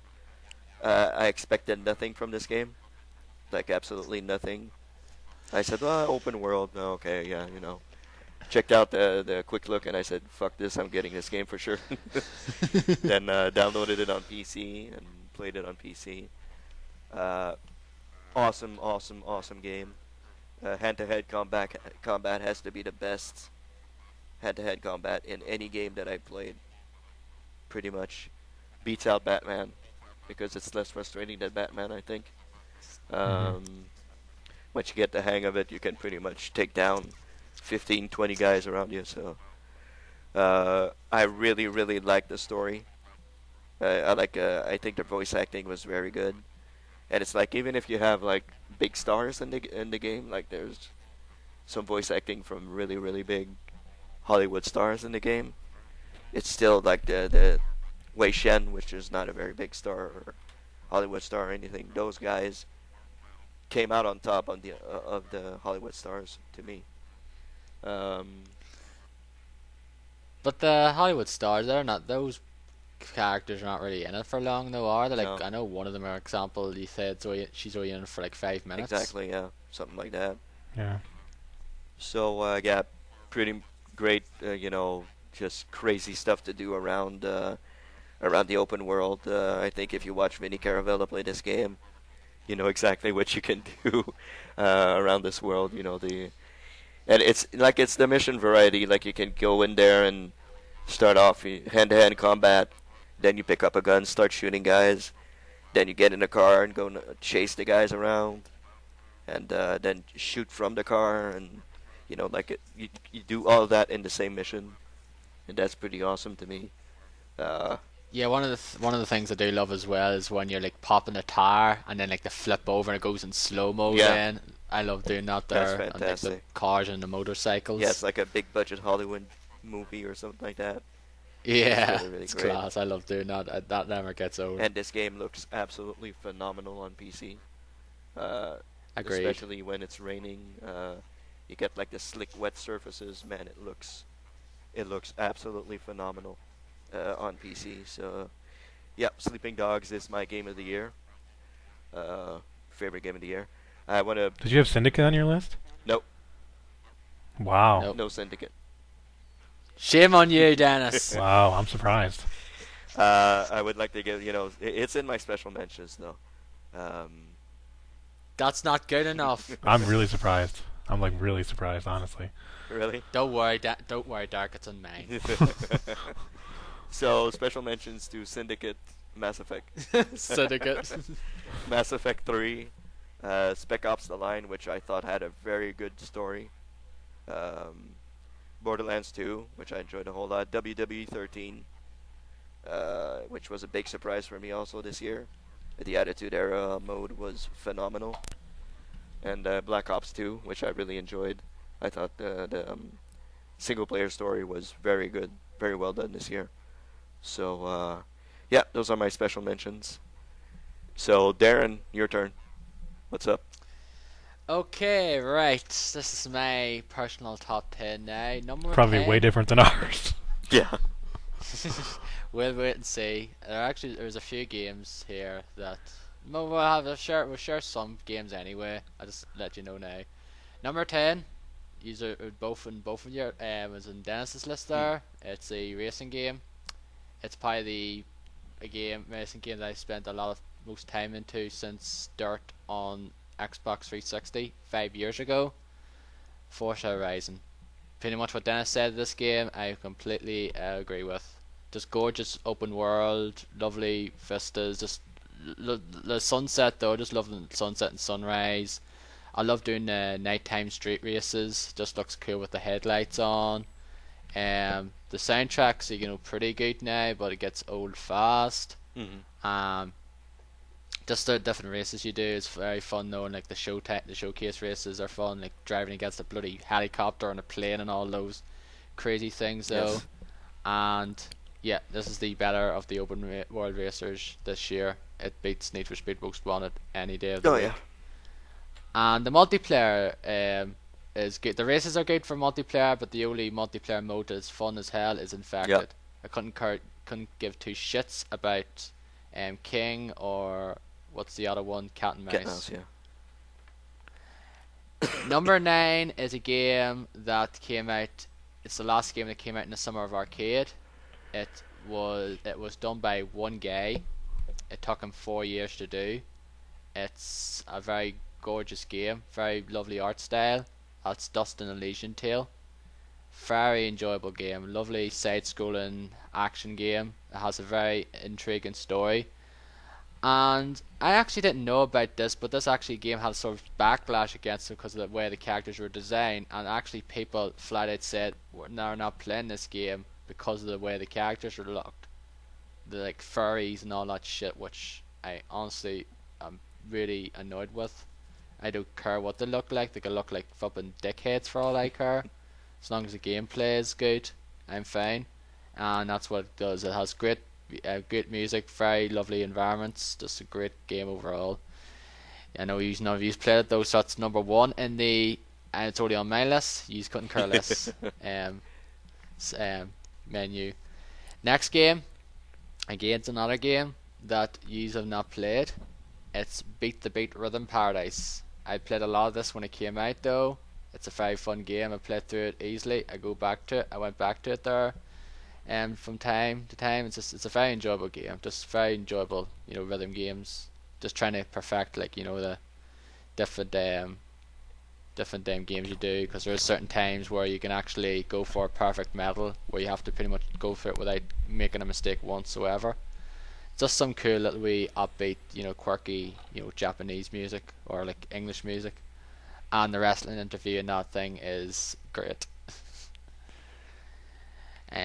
Number 7 is a joint number 7. Dennis, I think, should know what this is. Maybe Derek also. They're both kind of the same game, therefore I put them in the same position.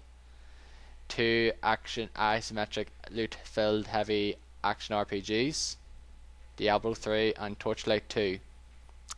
Pretty much, I never really played much of these games before now.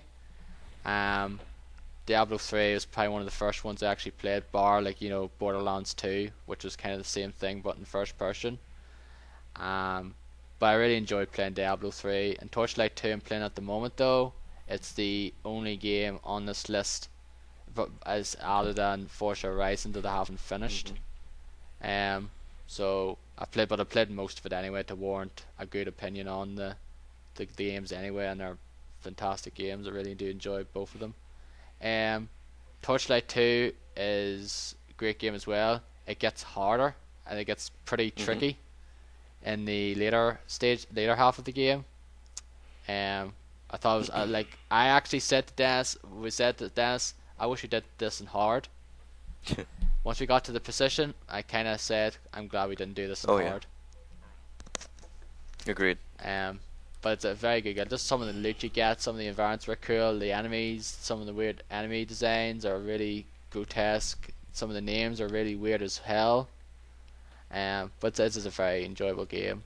Looking forward to finishing that off sometime during my time off. Number 6 is a game by Capcom, published by Capcom, developed by CyberConnect 2. It actually was, I was happy to see it featured on a few of the Jam Bombs cruise lists. and that is Azur's Wrath. I was actually looking forward to this game anyway, but I found out it was mostly QTE stuff, and I am alright with QTEs. I know you guys hate it with a passion, therefore you have no interest in this game whatsoever. But I really enjoy playing it though. Just some of the crazy stuff you go through, like the flipping sword stabbing the earth and stabbing you in the process. You basically being squashed by a big gigantic thing that covers the planet, and you basically using your flipping thing to actually your power then to actually burn him, that big flipping giant god, into bloody hell. And the epilogue stuff in the DLC is bloody epic as hell though. It's a shame you have to pay for it though, but it's pretty awesome. Number 5 is one of the first person shooter of the year. It's a shame no one bought it. I love it. Love the campaign, love the look, love the feel, love the co-op. It's Syndicate. Just as I said, there's nothing more to say about that game. Absolutely adore it. It's just shame. I'm guilty as charged for not buying it when it came out though. I kind of, it's one of those, probably one of the biggest regrets of 2000 from last year. I would have done it if I knew how good it was when it came out. Number 4, Theatre Rhythm Final Fantasy. Played the shit out of this game. Love it. The music, just the gameplay of it. It's very enjoyable indeed. Still go on and on. Still a game I go back to every now and again. Played over 30 hours of it. Can't get enough. Number 3 is the sequel to a game that was one of my favourites in 2010. I thought this game was it was great as well. I think I enjoyed it. I think I enjoyed it more than the first one though. But there is certain things I'm not great about it though. Story kind of sucks. The final boss was way too easy. But everything in between I really enjoyed. And that is Darksiders 2. I just really did enjoy this game. Just some of the the abilities you get, the locations, the forge lands, and pretty much really enjoyed because the loot stuff, the different loot you get, the like certain weapons you get, and the armor and that there. And that's kind of one of the things that I've really got into this year, like the kind of loot filled games, and looking forward to trying more of those out in 2013. Number 2 is Journey. I've only played this game once. I played it when it came out for 2 hours, but it just basically left a big impact on me though. Personally, absolutely love this game. Just the music's beautiful though, the graphics are beautiful, and sort of like just the way it flows to me is just pretty much awesome though. It's just one of those games. A lot of people really like it. Some of those games, it's not a proper game. It's shitty and all that. There, it's just some people don't get why people like it though. Dark, but I see why your opinion. I could see your opinion anyway. Like I feel the same way as certain games that you might like. I don't get why people like. It's just vice versa. So I think you probably have an idea what my number 1 game is. Then after that, so what is it, guys? Walking Dead. Correct. It was. I actually did have Darksiders 2 as number 1. Journey was number 1 for a while, then Darksiders 2, but then after playing the 5 episodes of The Walking Dead, it had to be my number 1 because I just couldn't get. I was just anticipating each episode with bated breath. I just couldn't wait to see what Lee and the gang was up to next, and And one of the things I have to mention as well that I haven't talked about, I really like the music in this game. Yeah.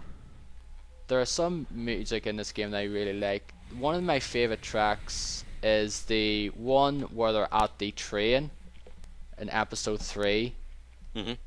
The music in that, I think it's very good. It's just basically matches perfectly with the mood. It's kind of very somber music though. But like I said, we talked to Dev about this game anyway. Yeah. But it is my personal favorite game of 2012. Yay. And just a few more honorable mentions here before I go. Final Fantasy 13 2. I enjoyed it more than the 13. A lot of people really like 13 because of the story. I completely disagree with them. I think the story in 13 is not that good. 13 2, I like the whole time travel aspect of it, the whole alternate reality time travel of it, though. I really liked it. A lot of people hated the ending. I personally really liked it. It's not one of those, happy ending, lovey-dovey ones you expect from other Final Fantasy games. It's pretty much kind of a dark ending. The Darkness 2, it would have been in my top 10 if it was longer. I'm sorry, I know I'm being a bit bitchy about the length, but that game was great. But it's just 5 hours. I really wish it was longer, though, because I want to play more of it. Co-op's pretty cool as well, but I want the campaign to be a bit longer. Not like, very longer now, just a couple of hours. Binary Domain, this might have been in my top 10, but unfortunately it wasn't. But I really still enjoyed the game though, so sorry Dennis about that. It's okay, I don't have a Syndicate in mind, so... Yeah. Hell yeah, Wrath of the Dead Rabbit. I absolutely thought this game was fucking nuts. Very cool art style to it, but I really enjoyed it nonetheless. Mass Effect 3, I still enjoyed the game though, but it's not as good as the 2. Side quest stuff's very, lazy, and some other stuff's quite lazy in this game as well. And the multiplayer is pretty good, but I didn't get addicted to it as much as you guys did. Assassin's Creed 3, I still enjoyed it though, but nowhere near as good as 2 or Brotherhood. Yeah. Just certain moments in that game, very, very... Yeah, it's an alright game, I guess, but not fantastic. And certain other ones and Transformers Fall of Cybertron. I actually like that game as well. I really enjoyed it. Looks very good on the PC. Thought the campaign was pretty good. Some of the missions are not like, I hated Cliff Jumpers mission 4, the stealth one, hated that. But out of the words, I actually quite like that game. And that's pretty much it. On Spec Ops The Line as well, because I actually liked the story, even though the gameplay was average. Yep.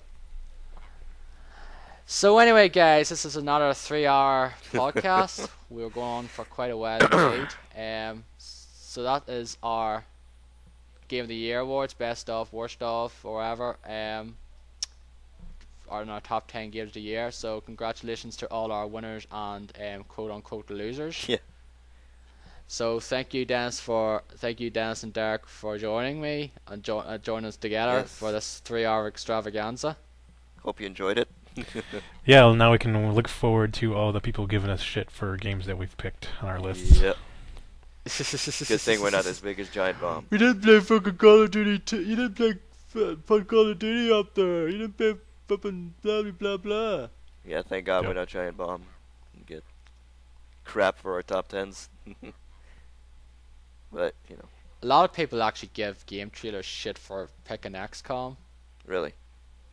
Yeah. That's surprising. In the comments, I was reading some of the comments, and a lot of people really give them shit for it. Okay. I was quite surprised. Hmm. But they didn't have certain games there. Like I think they didn't have a few. I didn't actually watch the video though, just because I was looking on my iPad though. I just watched the comments of I know they gave it the XCOM, I believe. So, anyway, stay tuned for in 2013. Now we'll go through some of the games we've been playing in 2013. What is the first? Just before we go, what is the first purchase of 2013, Dennis? In terms of new releases now. Oh, I have no idea. I have no idea what I'm going to purchase first. Depends on how Colonial Marines and Dead Space. I'm looking at those. Not sure if I'm going to get them or not. So I have no idea, dude. I really don't. I don't know what's going to happen. What about you, Derek? I'm pretty much in the same boat. It's either going to be Aliens, Colonial Marines, or Tomb Raider. I don't know for sure. No, that's. I had a difficulty coming up with that most anticipated game for 2013 just because I don't know. You never know. I don't know. There's nothing I'm super excited about. I mean, I do want to play BioShock Infinite. I do want to play Tomb Raider. I do want to play that Aliens Colonial Marines game. But it's not like last year with Borderlands 2. I was like, oh my god, I need to play this right now. Yeah. Or like Skyrim for me now, where I wanted to play that game so fucking badly. Yeah. So I don't know. See, we really only know like a few games, really. I mean, Yeah. I'm looking at a list here, and there's Probably going to be a surprise. So. Past there's not a lot March, that don't though. have. I mean, there's like what January through March we know, and then that's it, pretty much. Yeah. Look, it's The Last of Us Thing is it- in May. We know that, Mhm. Yeah. which also No, looks really it's- good too. I'm looking forward Yeah, to that that as looks well. pretty amazing. Yeah. I find that weird that's coming out in May. I assume that would be one of those holiday games, I guess. Yeah. Will it be that against GTA? It could be. Wow. Okay. I wouldn't be surprised. Wow, that's going to be a tough sell. Yeah, but like Rockstar thing, yeah, well, Rockstar had Max Payne 3 out the same day as Diablo 3 out this year, which was pretty Yeah. much, I think shouldn't have happened. I was pretty much sending out to the slaughter. Yeah, Mm, that's true. yeah. but it still did pretty well. Not as good as Diablo 3 did. Diablo 3 got like fucking 6 million in its first week or something. Yeah, didn't it? but Max Payne was mentioned in a whole lot of end of the year stuff. Yeah. I haven't played much No, of that I game don't though, really so care for it. I know a few people didn't really care for it. So anyway, thank you guys. Mine's next week with Arnica Reigns because I have it pre-ordered. So I'll be playing that, and I'll probably talk about it in the next episode. So look forward to my thoughts on it next time. But anyway, thank you guys for listening, hearing our thoughts on the games of 2012, and we'll journey onwards to 2013 with more games, more movies, and more tangents, Yep. and more other stuff. So say goodbye, guys. Bye, guys. Goodbye.